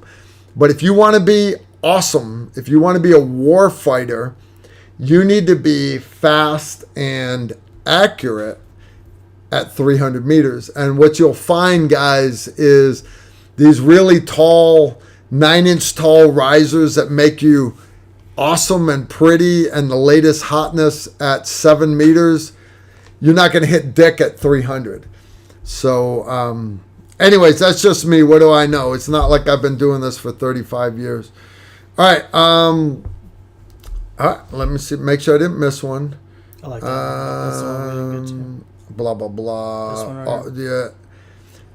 Officer, you are on an active shooter call. How do you determine that you are engaging the bad guy and not a good guy responding to the bad guys? Good question. Here's what I will say. If you are a true good guy with a gun, active good guy shooter, with a gun. Me. on scene. Me. Carl's on scene. He's not calling 911 because he's putting a motherfucker down. Somebody else like, oh my God, this guy's shooting another guy. Soon as the marked, or sometimes it could be like an unmarked unit will show up, as soon as somebody identifies himself as a police officer, the good guy should comply. The guy still pointing the gun at me and firing is the one who's going to get put down. I'll sort it out afterwards, but I'm addressing the threat, and we're not going to get into the Texas thing, but you just go to where the threat is, and anybody who is not a threat, who is a true good guy, would automatically either drop gun or, once the other people show up, I'm all for helping a guy on the side of the road. If you drive by a trooper, he's getting his ass kicked, and you want to help out, that's fine. But realize he may think it's another bad guy, and in the fog of war, start, slinging. You guys grasp what Jamie's saying, right? You might be helping out that state trooper on the side of the road who's getting his ass whipped. Understand, you might get tased. That next law enforcement officer that shows up might tase you. Right. If you are on an airplane, commercial airliner that's being hijacked, and it gets Delta hits it and does a hostage rescue, you might try to grab that bad guy. You trying to help out the Delta operators. Understand, you are going to wear flex cuffs. Everyone on the plane is going to wear flex cuffs. Because there's a mole there. There's a mole somewhere on the plane. Everybody wears flex cuffs. You're inside your own house. If there was a home invader and you're not sure what room he is, you've already called 911. When the SWAT team shows up and you've got the AR or AK in your hand, understand they're going to disarm you because they don't know who you are. They don't. I want that to sink in, because even if you know you're right, I want you to put yourselves in these guys' shoes, because they've got the shittiest job on the planet. Every car they pull up next to, every house they pull up next to could potentially be literally the last car that they intervene their entire life, the last house that they go to for their entire life. All right? It sucks, but that's the reality of it. So comply. Put your hands up. Put the gun down. Put the gun. But dude, it's my fucking house. Put the gun down. Put the gun down. Show me your hand. Show me your hand. Show me your hand. Put the gun down and show him your hands. Let the guy do his job. All right? And it doesn't matter if you're inside your house. It doesn't matter if you're inside your car. It doesn't matter if you're in the food court. It doesn't matter that you just took the 40-yard shot and got 8 hits out of 10 and put down the bad guy. It doesn't matter. Comply, comply, comply, comply, and your ass won't get shot. You won't get shot. It's literally that simple. All these monkeys out here on the internet, well, I shouldn't have got shot. My buddy Jim Hotstetler, Major Hotstetler, Green Beret. Poor Jim. Jim was a little drunk, and you hear about all these blacks that get police brutality and they get shot and boo hoo hoo. He got shot because he was black. No. He got shot because he was a freaking asshole who wasn't complying. All right. Example, Jim Hotstetler, who, by the way, is not African American. He's more white than I am. All right. So Jim Hotstetler, drunk, Green Beret, Major. So he's an officer. He should know better. Drunk. His wife calls law enforcement, domestic dispute. He tries throwing the cops out of his house. He's unarmed, completely unarmed. I think he'd already hurt one, maybe. They tased him, and he doesn't comply. They tase him a second time. He doesn't comply. They tase him a third time. He doesn't comply. Now, understand, he's rolling these guys up and beating the crap out of it. He's got a house full of cops. And he is like no joke. I want to say maybe he even hurt one. I mean, like they tase him 3 times. Jim's a beast. And then finally they shoot Jim Hotstetler with a 40 cal round. And he tells me, I'm going to sue these guys. I'm like, no, you're not, Jim. He's like, what do you mean? They shouldn't have shot me. I'm like, Jim. They tased your ass 3 times. He said, but I was unarmed. I'm like, you're freaking Green Beret, who is in a direct action company for several years. You are a fucking lethal weapon. Your body is a lethal weapon. They tased you 3 times. I would have shot you in the face. And he's like, well, that's fucked up, Carl. I'm like, no, it's not fucked up, Jim. They tased you 3 times. All you had to do was comply. So if you sue them, I'll tell you what, dude, I'm gonna knife you. I'm gonna come up and I'm gonna knife you right in the kidneys. And he's like, well, that's fucked up, Carl. I'm like, Jim, I'm just being honest. You were acting company commander while I was company sergeant major. We went on combat ops together. I'm just telling you the truth. You were fucked up. You should have complied and you wouldn't have got tased. If you had complied, you wouldn't have got tased 3 times. If you had complied, they wouldn't have shot you with a 45 cal round. It was a 40 cal. 40 cal Golden Saber hollow point. Took it like a champ, though. And he didn't die. Why? Why? Because you can't kill a motherfucker. You can't kill Jim. You can't kill Jim. Can't kill Jim. Why? Jim, I have no comment because I'm not as close to you as Carl, so by all means. No, Jim, Jim, if you're watching one, you know you were fucked up. Jim was fucked up. He should have. Dude, I would have shot you right in the face. I'm just being honest. I would have shot you. And if we'd been in Baghdad and that had happened, you would have got shot right in the face. So quit running your mouth. I'm going to sue. No, you're not. You're not suing them. You're not suing. I will.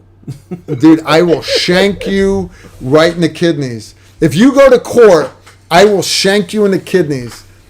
And the internet will hold me to it. And I'll be like, Your Honor, I had to do it because I said it on a live stream. You have to do an open record on that one. I'll shank a son of a gun in a heartbeat. So why do you shank somebody in the kidneys? Why? You guys ever have like... you guys ever have like some bad Mexican food and you like get like dysentery and it just bends you over? Like literally, like it hurt that bad, like that pain, right? You've all had that pain, like, oh my God.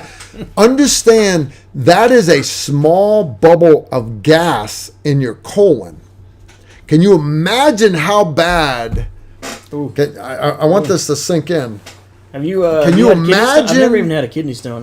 That scares the shit out of me. I mean, I love to be scared, but can you imagine how bad that in your kidneys will feel compared to that little pocket of gas? So that's why when you want to hurt us, I mean, you want to hurt them. You don't want to kill them, but you want to hurt them. You want them to feel the pain. You want to put that exclamation point at the end of the sentence. God gave you 2 kidneys. That's why God gave you 2 kidneys.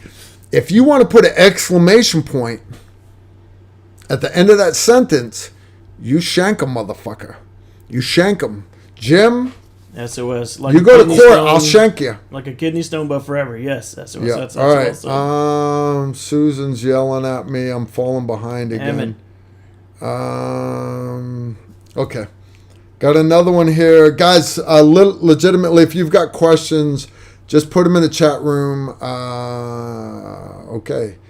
All right. And guys, if I miss your questions, I'm sorry. I'm falling way behind. It's the 2 bottles of wine I drank with Helen in the pool earlier. You can blame Steve. Cash me outside. What's the reason law enforcement doesn't go after crooked politicians? I understand not risking it for the little things, but when the stakes are high, they can't whack all of you. Wow. Good question. Loaded. That's a loaded question there. So I'll drink more coffee. I said at the beginning, I'll say it again. Good cops are good. Bad cops need to be buried under the jail. And that's just how it is. And that follows all the way through from doctors, priests, politicians. I don't know that you can find a good politician. But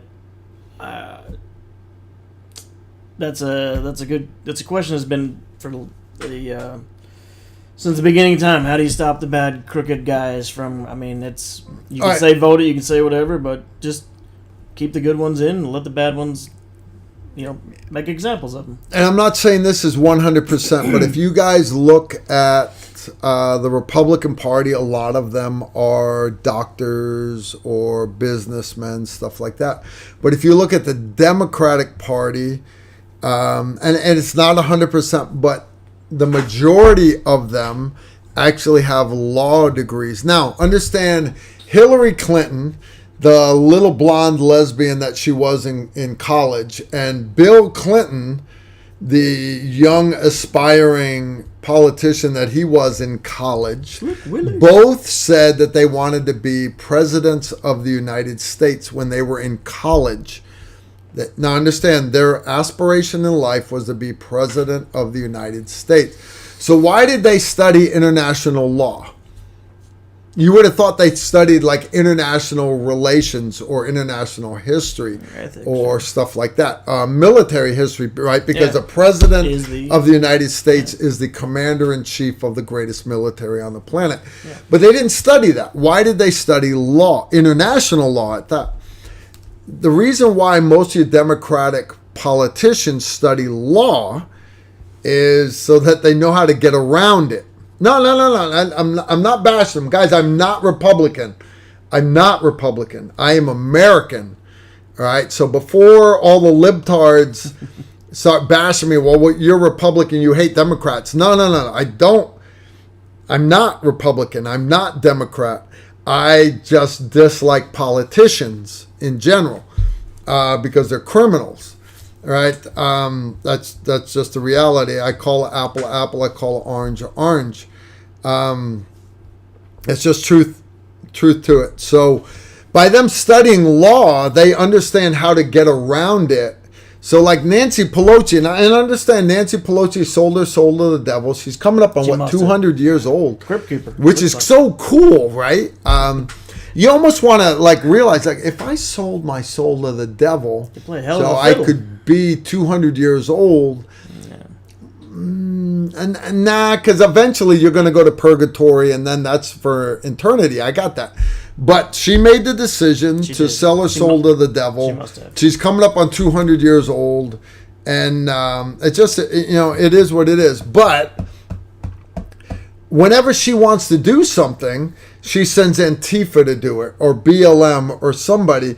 And Nancy Pelosi has plausible deniability because she is not just a politician, she's a good politician because she's been doing this for 170 years. She's good at this. She's been doing it since she was 30, guys. She's got this stuff down. She really does. Blah, blah, blah. I got another one here. Oh, we already did that one. Guys, if I miss your questions, I'm sorry. Bad. Another question for Detective Gap. How do you feel about body cams? Understand they're good. Sometimes it ties the police officer's hands doing what's right. No, it shouldn't. Honestly. So there's a thing called indexing. I'm sure he's familiar with it, but you'll sometimes it's a habit to feel if your gun is there. Feel if something you want on your body is always there, right? And I went from indexing my gun to indexing my body camera because one of the very first one of my bigger fights I was in, the body cameras had just come out, and it was a slide up, slide down, and when me and the guy got cinched up, the body camera shut off. So here comes court later on, and the only thing they threw up was, why'd you shut your body camera off? And nothing to do with how close we were together, how we'd already fought and punched and all this stuff. So I was a little bit worried about body cams to begin with because I'm not the most politically correct cop. I'll cuss you if if you're saying motherfucker this, motherfucker that. I'll answer you in that way. Which is better than being a father fucker. It's all in how you look at it. I mean, seriously. It's better Father's than being Day a father is just motherfucker's day. Yeah, so, okay. We try not to use profanity here. We keep it PG-13. Yeah. But, so I was worried that I would change how I react to people because I'm being recorded. I didn't. I just left it as it was, and come to find out, I never got in trouble because I guess I was treating people. You can control a situation with force, with violence of action, and still be polite and nice to somebody. Dust them off afterwards. Hey, I didn't want to do that, but with this, what we got. Now we're back here. Everybody cool? All right, cool. You guys understand what he's saying? He's saying, as long as you're doing the right thing, you're good. Now, the flip side of that is orthoscopic surgery is a good example. When you do orthoscopic surgery, basically, or endoscopic surgery, they put little holes and they run cameras inside. And that's all videotape because the surgeon is looking at the TV screen across the screen, and his assistant surgeon is looking at the TV screen over here. And they're doing this. They're working the camera inside. They're moving their instruments, right? Compressed gas inflates the abdomen. Let's say if they're doing, let's say we're removing a gallstone or something, right? Work, yeah. Endoscopic surgery. All that video, they used to be able to give it as a cassette or file, the video file to the patient. You guys want to see the time? And I actually asked for that when I had my knee scoped. I was like, hey, can I get the video? Because they did orthoscopic surgery. They ran the camera in there, cleaned it all out. My meniscus was shot and everything. And they're like, we can't give you the video. I'll give you still photos. Is that why I only got still photos? Now, why don't they give the video anymore? And the reason why they don't give you the video is even a perfect surgery, a malpractice lawyer, that's that guy that chases the ambulance, the pieces of shit. Because understand, lawyers should come right between deer and turkey season. I can say that because his sister, Jessica, is a freaking lawyer. And Jessica, I love you, but your biggest flaw is, well, you're a lawyer. Yeah. They can look at any video of surgery and they can find a half a second where this instrument moved in the wrong direction, and they can have a malpractice suit. So they don't give out videos anymore. Likewise, a good lawyer can watch a body camera video, and this officer violated my client's constitutional rights here at this 3/4 of a second right here. Doesn't matter everything else that his client did wrong. And that's why when we were overseas, we were running helmet cameras forever. You guys have seen some of my helmet camera footage, not from my helmet, but from other guys, like the Viper DVD trailers, one of my favorite videos. That was all filmed with helmet cameras. And our combat camera guys made like a greatest hits video at the end. We reached a point where we quit recording stuff because the lawyers, and these are Army lawyers that are representing the bad guy at Abu Ghraib prison. Well, I want to see the helmet cam footage. Why? Well, because you violated my client's rights. Your client's an Iraqi that was soldering cell phones to make roadside bombs. I should have shot him in the face. Christmas. But that's lawyers are lawyers. So there's a reason why I'm not big on body camera footage. Jamie doesn't shy away from them because Jamie's always done the right thing. Detective Gap here is a great guy. And there's a lot of great law enforcement officers out there. And they give the state troopers shit for not running body cameras. But at the same time, if it wasn't for lawyers, they would wear them. But the reality is lawyers are pieces of shit. And I hate them. I hate them. If your client is a piece of shit, he should go under the prison or he should go in the wood chipper. That's it. He should not ever be let go on a technicality. If you are the lawyer and you are going home at night saying, "Hey, honey, I got my boy off on a technicality today, man. The officer didn't do the right paperwork." Idiot. Your wife should say, "Yeah, honey, here's. I'm sorry, honey. Here's your pistol. Put this in your mouth. Suck start your pistol. Suck start it because you are a burden on society." That is bullet point 502.A of Carl for president. Guys, whichever. When I become president, it's going to be awesome. Understand, as soon as I take my hand off that Bible, I'm grabbing that mic. I'm going to be like, "Listen up, bitches. Let it begin." I am not running for re-election. Pantera running in the background. Iran, Disturbed. Iran wants nukes. They can have nukes. Matter of fact, I got a B-2 bomber bringing them a dozen right now. Mecca, gone. Nothing good ever came out of Mecca. That's another story. All right, guys, I'm joking. For all my devil-worshipping Muslims out there, I love you guys just like I do all my Southern Baptists. Y'all are just nutbags in my eyes. That's all. All right, my boy Hemingway, wow, sorry guys, I fell behind here. I had another one that was like your shenanigans. I apologize, I'm falling behind, guys. Blame Helen. So Helen and I, we make wine. We make Helen's Finest, which is a white Zinfandel. Really good wine. And then we make what's called Shed Red, which is a Cabernet. And it's, anyways, we had 2 bottles in the swimming pool. From Flintlock. Hey, Jamie, what's your favorite shenanigans story? Share me a shenanigan. Nothing worse than a bored cop. Gosh, dang it. Give me a second, and I will find one. There was I will say, I tried to get us to donate a shelter Dalmatian to the the second responders, the firefighters, and we were going to make a big display of it. Hey, here's your firefighter dog for your a Dalmatian. Station. Yep. And then it's like, hey, the cops helping them. But what I was going to do is every time they drove away in that annoying red truck and left their station. A fire truck. That's an annoying red truck. The annoying red truck. and they're left all their bay doors open. I was going to go and feed that dog whatever it wanted and let it just shit all over the station. And then they come home 3 a.m.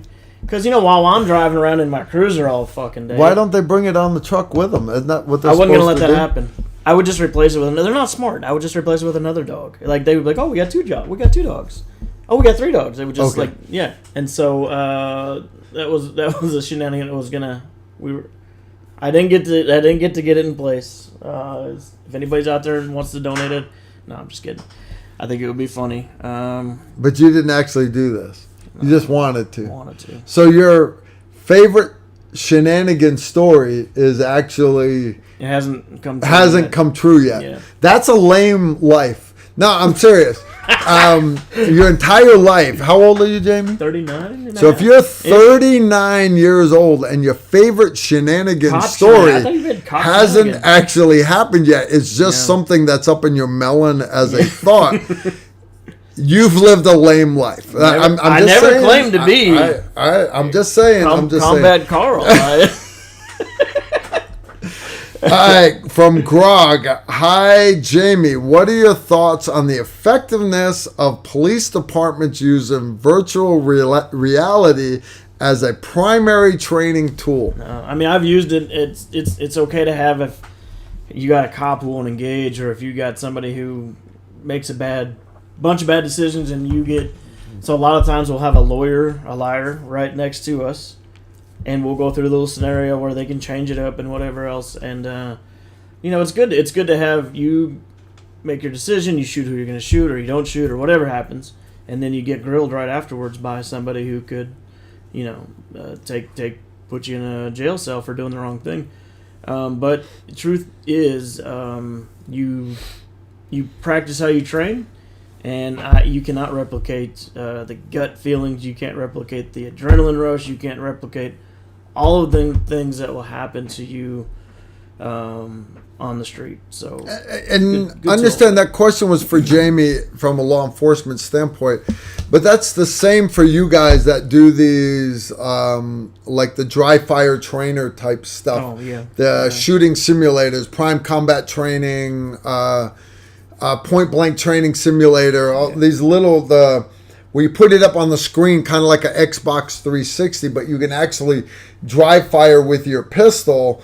Understand those scenarios. You can set them up to be shoot, no shoot, but the actual scenarios where you're verbally engaging the guy. Understand you're not actually in fight or flight, and that's the big takeaway there. Where they are. Don't get me wrong, they're good for marksmanship training. Good for fundamentals. And fundamentals, manipulation of the gun. But when it comes to actually doing fight or flight and actually interaction with people saying that, well, I've done so many hours of this and that's combat simulation, it counts. I've got 500 hours of combat simulation because you play Xbox 360. Understand that's when I tear up your resume, when you tell me that was 500 hours of combat simulation, because that counts the same, because it doesn't. When you've got living, breathing, you can smell the guy interaction with a human being, that's just different. It's different. There's just some things you can't get from a computer. All right. Body cams already. Shit. Come on. EOTech already did that one. Crooked politicians. You blah, blah, blah. Shenanigans. Virtual reality. Question for Carl. Currently do not own a 5.56. Can only afford one rifle for home defense, etc. Your thoughts on a Bullpup, IWI, the Hellion, or the Kel-Tec RDB? Here's the deal, guys. A lot of people don't like... No. Yeah, let me show you. Because I'm not allowed to touch them. All right. All of our muscle memory is on AR-style guns, all right? But this short barrel on this gun does not make for a fast enough muzzle velocity. So with a Bullpup, whether you're running, and again, I would not recommend this one, but let's say you had a Tavor. The actual length of a full-length barrel in a Bullpup makes it long enough. Okay. So you get efficient muzzle velocity, right? So what I had wished for back in the day was for them to, back in the 80s, remember, peacetime army, we're not at war. That's when the Steyr AUG came out. Now, the Steyr AUG, you could have a full-length barrel, same barrel as an M16A2. You could have it in the length weapon of an M4. You still get the decent muzzle velocity in a much smaller package. The 80s would have been the perfect time to switch our army to a Bullpup. We didn't do it. Why? Because all your decision makers were old crusty guys just like you guys. They're like, no, Bullpups suck. They suck. I love my AR. That's me. I'm just like you. I love my AR because I have all my muscle memory. But understand, there are advantages of a Bullpup. There are. You can have a full-length barrel without a gun that's this long. You can have a gun that's that long because it's the same length barrel, but it's slid back inside the receiver. So there are advantages of a Bullpup. The problem, though, in a wartime army, 2001 to 2020, we were a country at war. You don't want to swap weapon systems because now our wartime army is trying to learn new muscle memory in the middle of a gunfight, middle of combat. So that's why the SR-25 semi-automatic sniper rifle, it's basically an AR-10. It allowed me to use all my M4 up drills, high ready, low ready, mag changes, everything stayed the same. Worked great for me. Ask a lot of our guys from my old unit, some of you viewers, my old unit, I'd be in the shoot house, shooting my SR-25 right next to these guys with their M4s, and they're like, Carl, that thing, dude, man, that my tinnitus is because of your SR-25. I don't give a shit. All right, but because all my muscle memory was the same. Now, that said, we are no longer a country at war. Like it or not, the global war on terror is currently over. We're getting ready to start going. We're currently in a Cold War with the Chinese, all right? Now, so if we were ever going to switch to a Bullpup, like the Steyr AUG, like the Tavor, like any of these other great guns, and a lot of people bash Kel-Tec as being cheap, but the reality is, if you look historically at a lot of the stuff that Kel-Tec came out with, I'm not joking when I say this, Kel-Tec came out with a lot of cutting edge stuff that other companies then ran with and made shit tons of money off of. And the old guy, I don't even remember his name, the old guy that was the owner, inventor, founder of Kel-Tec, he's just an old country boy who made all this great stuff and had everybody else shit in his mouth and copy his stuff. So you guys bashing Kel-Tec, like I used to bash Kel-Tec, but then I actually did my homework and started looking at it. And this guy, and he's like a bazillion years old now. I want to say he's like 70. I feel bad. Right? I used to bash Kel-Tec. I didn't know that till now. He came out with some of the best ideas for guns. He just did. So anyway, so if you want to go with a Bullpup, That's awesome. And the reason why I say this is because you're not the only one. For the rest of you out there, if you don't currently own an AR rifle, in other words, one of those, if you don't currently have one of these or one of these or one of these down bottom here, 308, if you don't currently run an AR rifle, whether it's a AR-10, a AR-15, a M4, whatever it is, the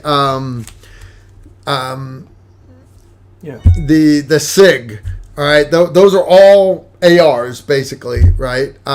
If you don't currently have that muscle memory and you're starting out new, you don't have any muscle memory.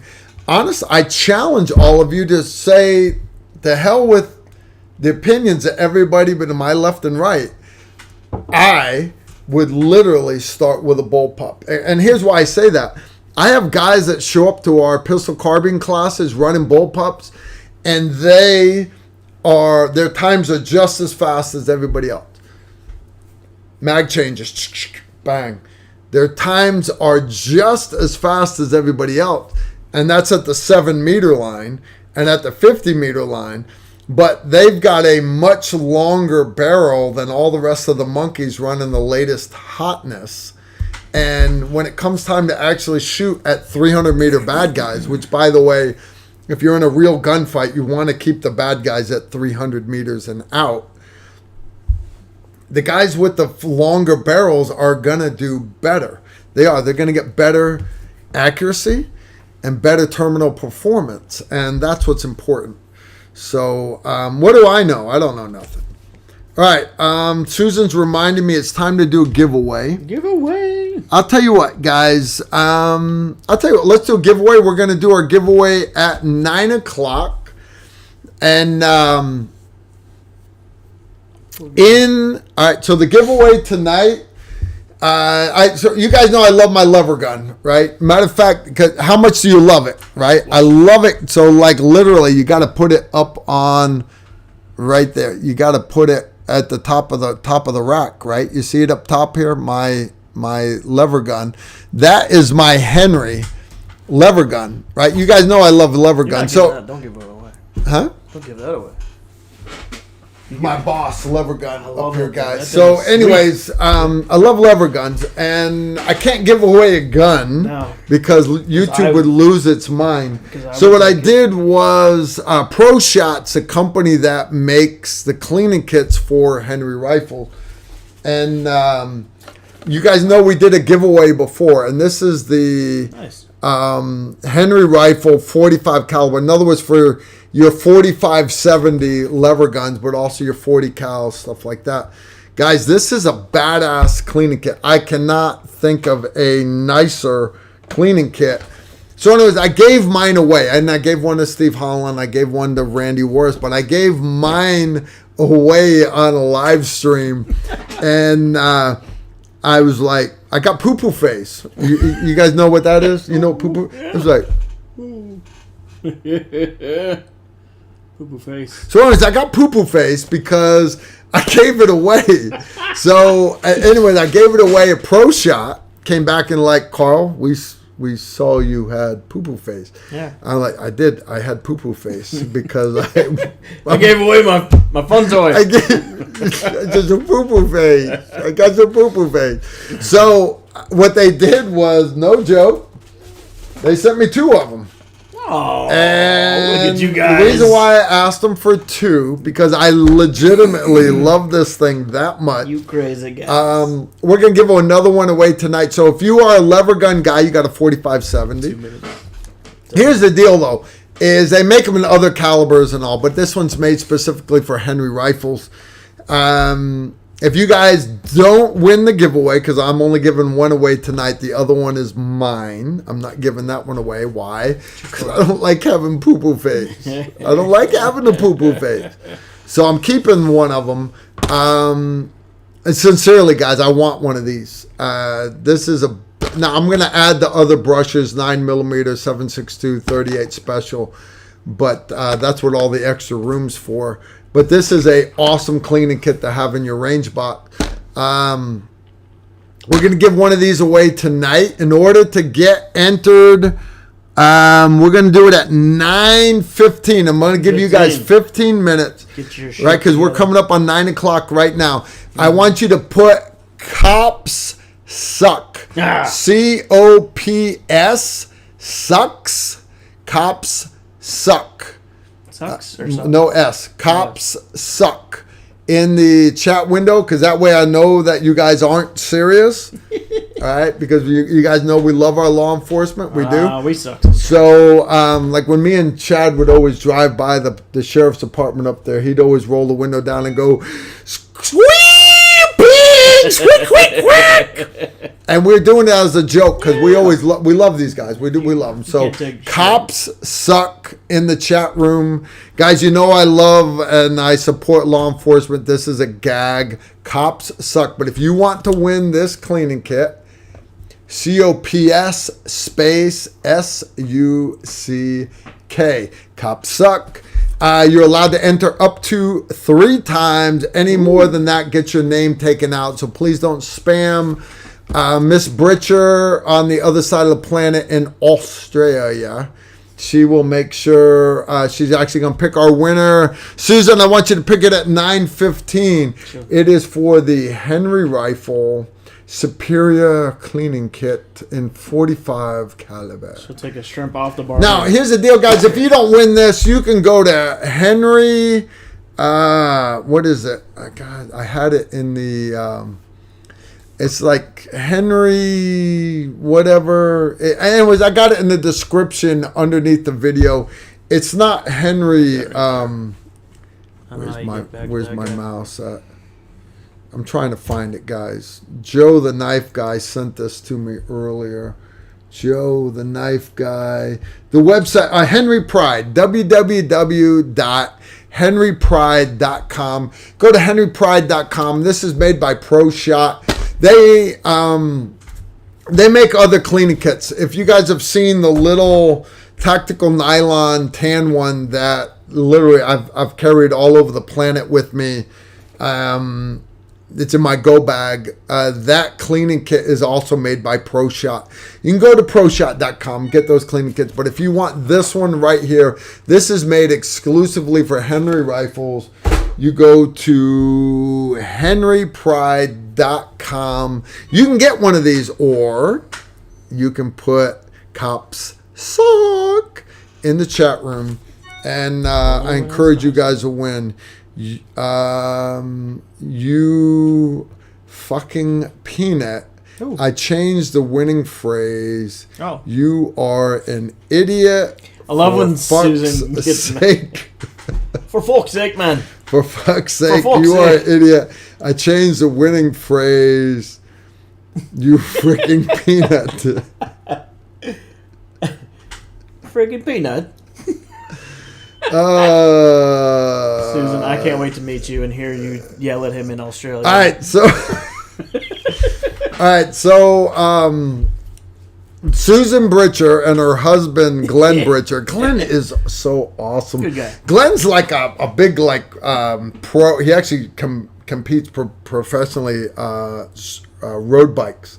Jamie's a road biker. I am, yeah. He's got a mountain bike, but he never rides it. He rides his road bike, which means he never comes and rides with me and Nicholas. Yeah. Because me and Nick went mountain biking today. Hour and 15 minutes wide open. Now here's the deal. My son's 26. I'm 55. You know my son can easily outrun me because I got bad knees, but I don't have bad everything else. So literally, I would have to stop and for Nick and wait for Nicholas to catch up. Are you okay, Nicholas? Did you make it? Okay. Right. And I take off again. So I finished. He wasn't that far behind me because understand on a bike you're hauling ass. I finished probably 45 seconds ahead of him, which is a long ways when you're hauling ass. I was in 16th gear. I was hauling ass. Came in by the Suburban sideways.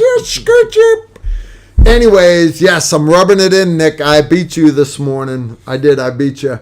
Anyways, Glenn's awesome. Glenn is awesome. Okay. His wife Susan, we tolerate her. Susan's she does a lot for Tactical Rifleman. We love Susan, just not as much as we love her flying husband. Close to the sun. He loves it. I'm a dude. Her husband's awesome, so I love Glenn. Glenn's cool. That's awesome. And I don't like the fact that Susan's calling me, "You are an idiot." G'day, mate. You are an idiot. So anyways, we're going to go to 9:15 and then we're going to do a giveaway. You guys have got 11 minutes. We're going to do this giveaway. Here's the deal. I gave one of these because I don't have a 45-70 rifle, so that's why I gave mine away to Steve Holland and Randy Worth, and we gave one away on a live stream. And then it dawned on me, I can take that cleaning kit and I can put a 357 38 special brush in it, and then it would fit my gun because mine's a 357. And so like, why did I give away this awesome cleaning kit? So anyways, if you guys want to check it out, you can go to what is it? HenryPride.com. HenryPride.com. Why? Because not everybody can be a winner. Well, not everybody gets a trophy here, guys. Say that these days. All right. I got a bunch of giveaways for the next weeks coming up. Here, real quick though, before we get back to the questions, I got this mosquito bite. Dude, tore me up when I was in the pool. It's driving me nuts. Tough life. Tough life yeah, he leads. Yeah. Want to give everybody a shout out that if you are in the Nashville area, next Tuesday's live stream, same bat time, same bat channel. Yeah.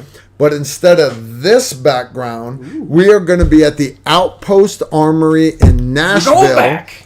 And we're going to have Ronnie Barrett there from Barrett Firearms, who is the founder.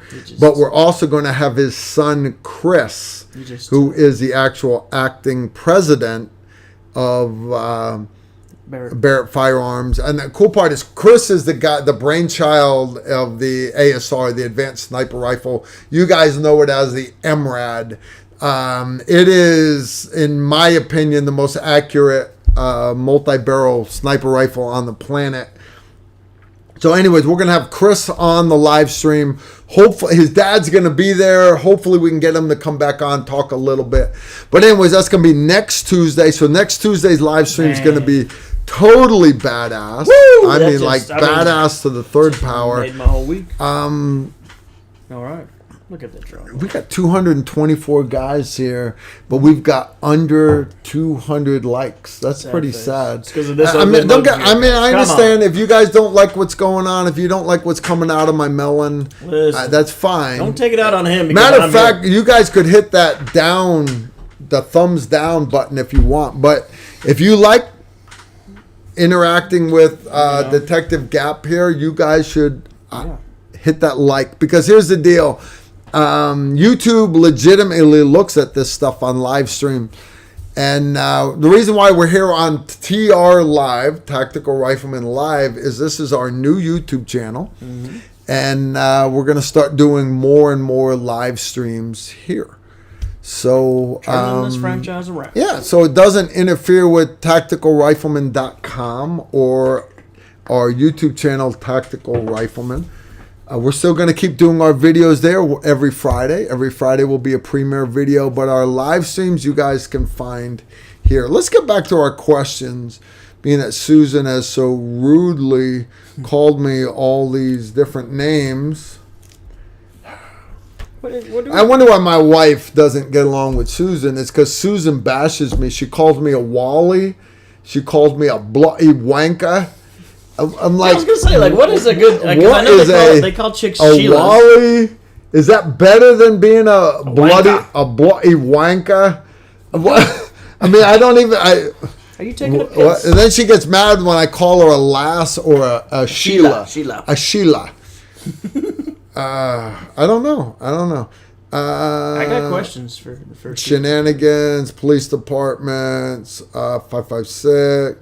Can you ask why Detective Gap doesn't recommend ASP handcuffs. Why don't you like ASP handcuffs? So I was a big fan of them forever. They're lightweight, ready to carry. I had a good, I don't even call him a mentor. Him and I didn't really get along great, but he's good at what he does. Gary Hicks, Worthless Handler, a little shout out to him. He knows his shit, and he gave me crap about these ASP handcuffs, and I had somebody not slip out of them, but they didn't catch and broke free. That's the worst time you can handcuff somebody, is when you put that first cuff on them, because that's, if they're gonna fight, that's when they're gonna fight. And then so one time, okay, maybe it was my fault, maybe I didn't do it, but the second time I know for sure it was not me, it was the cuffs, and I've never used them since. I use them for classes or for... Yeah, I have one set of ASP handcuffs I use in class.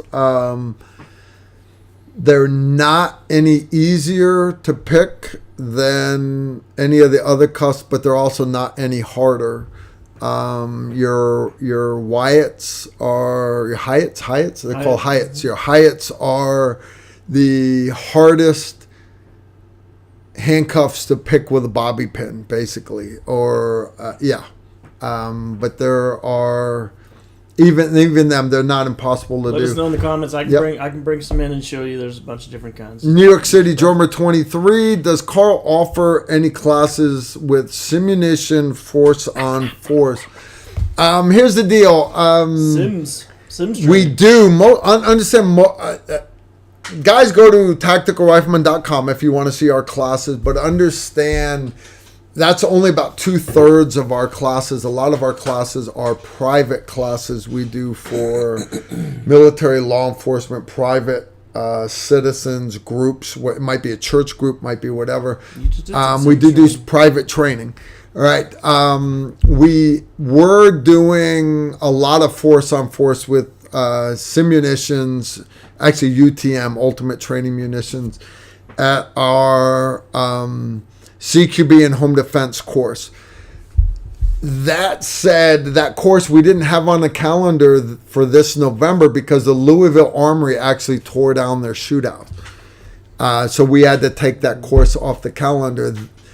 We are still wanting to do that class in 2023, but we've got to find another. I've heard there's another shootout in Nashville. I've got to do some recon of it, but our classes for 2023 come out. I'm going to start putting them on the calendar in September, which is only a month away. All right, so I have my homework to do, but you're going to see we're going to start adding more and more classes to it. Now, that said, we have also had requests for fighting around vehicles. We've had classes for doing classes shooting at night, classes for shooting with gas masks. The shooting around vehicles one is very similar to the CQB courses, where even if I have access to a live fire shoot house like Tier 1 Group or Blackwater or Darcy, somewhere like that, understand if I was to do an open enrollment class, a 3-day class, let's say, I'm not letting you guys go live ammo in the shoot house. And I don't want you getting poo-poo face saying, well, here, if we were law enforcement or we were military, he'd let us. No, that I wouldn't. The reality is that it takes a while for a unit to be ready to go do live ammo in the shootout. Yeah. So you guys will get more out of it in a shootout doing it with UTM. Now, on that note, so literally, let's take a military unit, for example, that we do live fire in the shoothouse. You do live fire in a live 360 shoothouse, no furniture, center fed door, live fire. Then corner fed door, live fire. And then you start adding furniture. And then you start adding flashbangs. And then you start adding explosive breaching and mechanical breaching. And then when everybody gets really good with mechanical breaching, live flashbangs, live explosive breaching, then we take away the live ammo and we give you simunitions. Now that sounds backwards, right?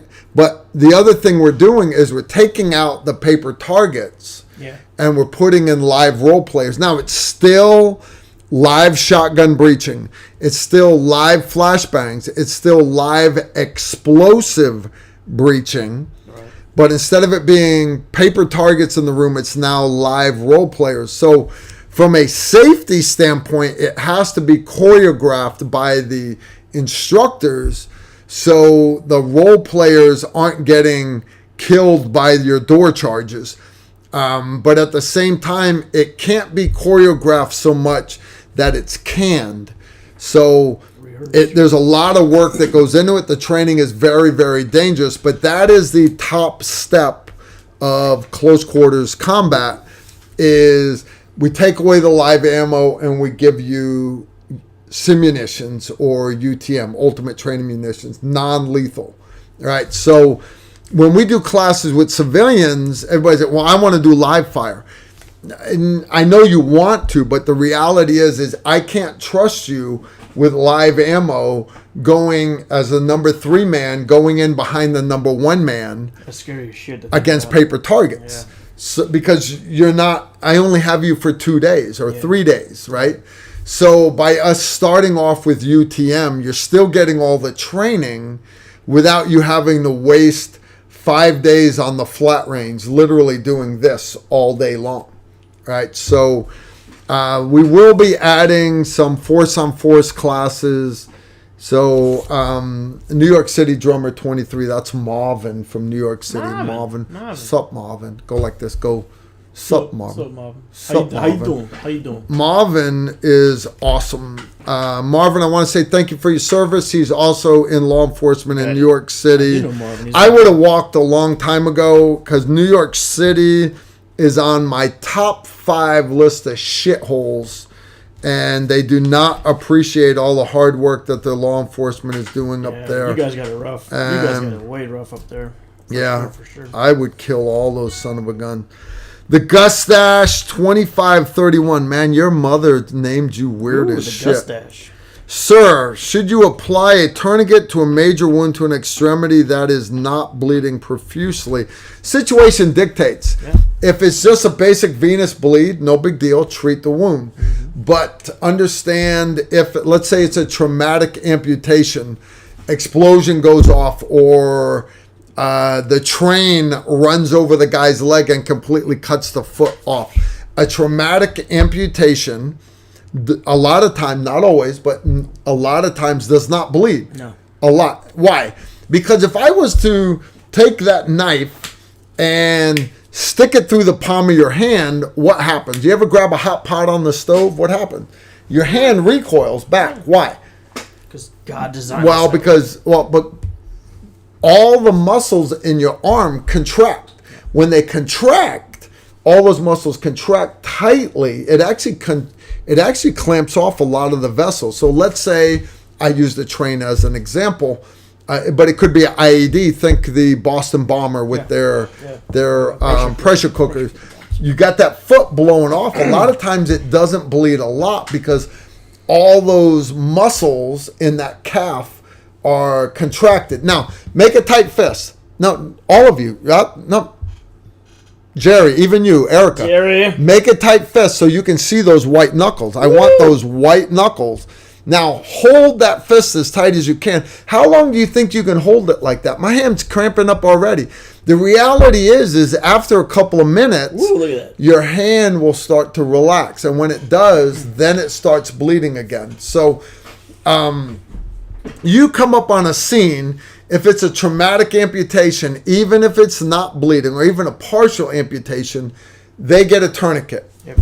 If it's just bleeding a little bit, again, situation will dictate how long is it going to take you to get them off the X to a safe area where you can do a pressure dressing or pack to the bone with Curlex or Quick Clot gauze. Yeah. If it's going to take you a while, then put a tourniquet on it. You can always take the tourniquet off. Yep. All right. Tourniquets do not hurt people. They, contrary to popular belief, they do not hurt people. All right. That is our last question.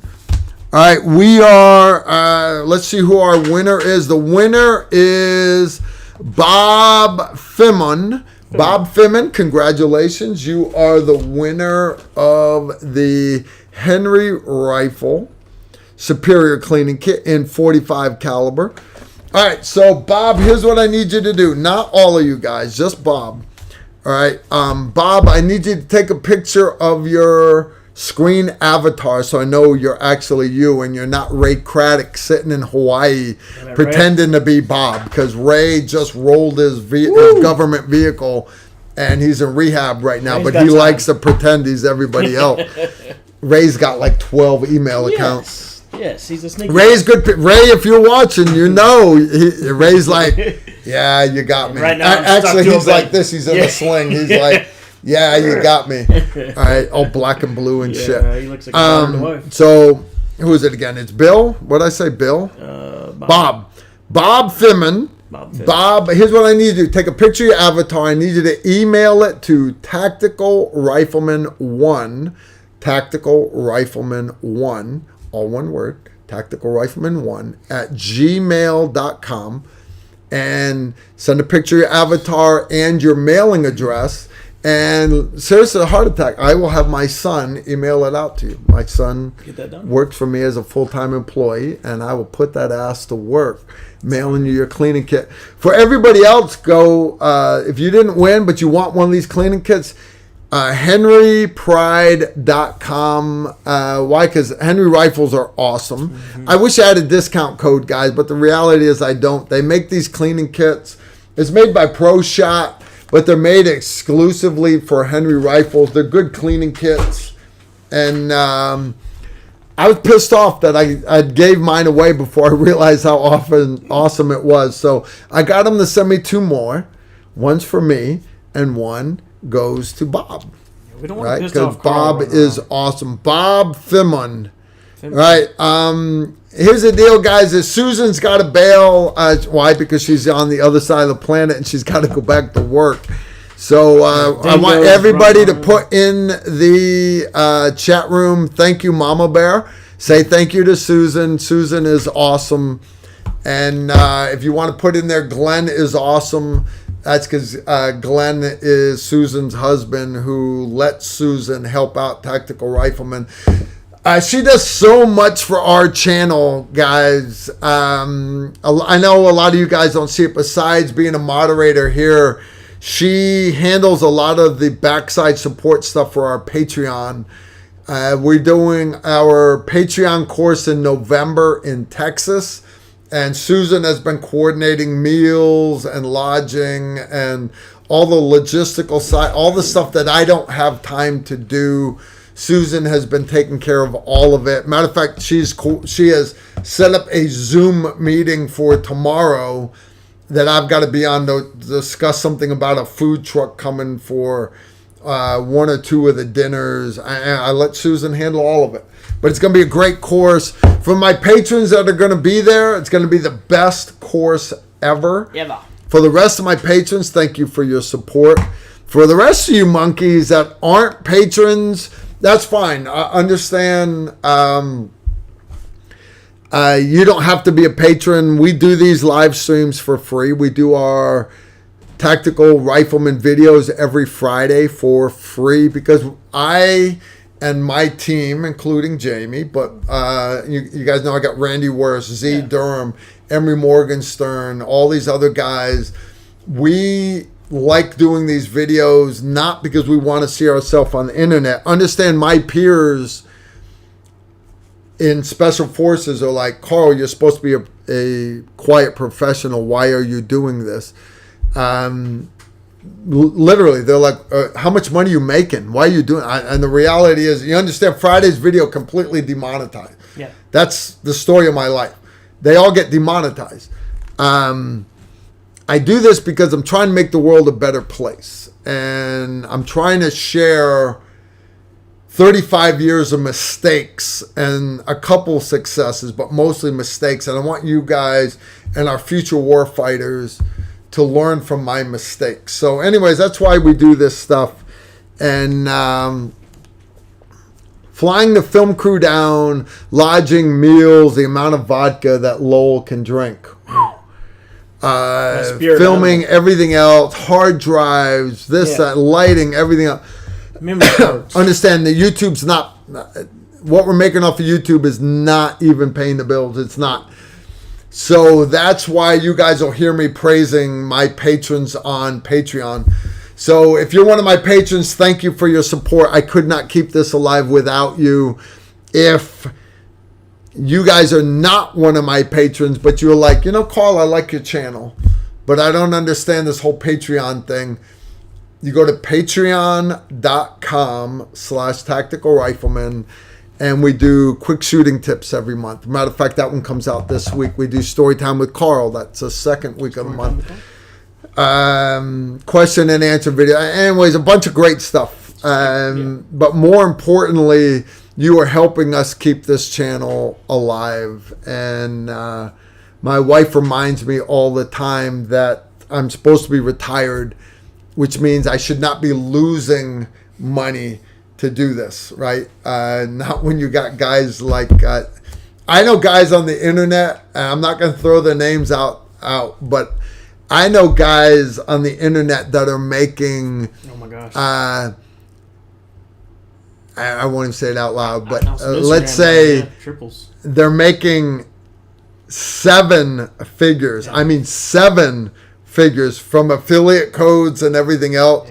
They're making like $900,000 off of one company and then $800,000 off of another company. Okay, that's not me. Oh my God, that's not me. I made $3,000. All right. I know other guys that are making $30,000 a month. And I'm like, the guy's a fraud. He's an ass clown. He's not. He's a fake. And I used to tell him. He's a freaking fake. You get he's more making views, $30,000 a month. You get more views than jackassery, and Carl's like, I don't want to do jackassery. I just want to pay the bills and break even. Yeah. So for all my patrons out there, I appreciate your support sincerely. And for the rest of you guys, if you want to help us keep this channel afloat, first, share our videos with other people. Comment on the videos, all our videos, even if you don't like the video, comment and say, hey, I don't like this one. But share the videos, and because we're being shadow banned so bad, but I'm trying to break out of that. We'll see. No big deal, guys. No big deal. We're going to wrap this up for tonight. I finally caught up on the questions.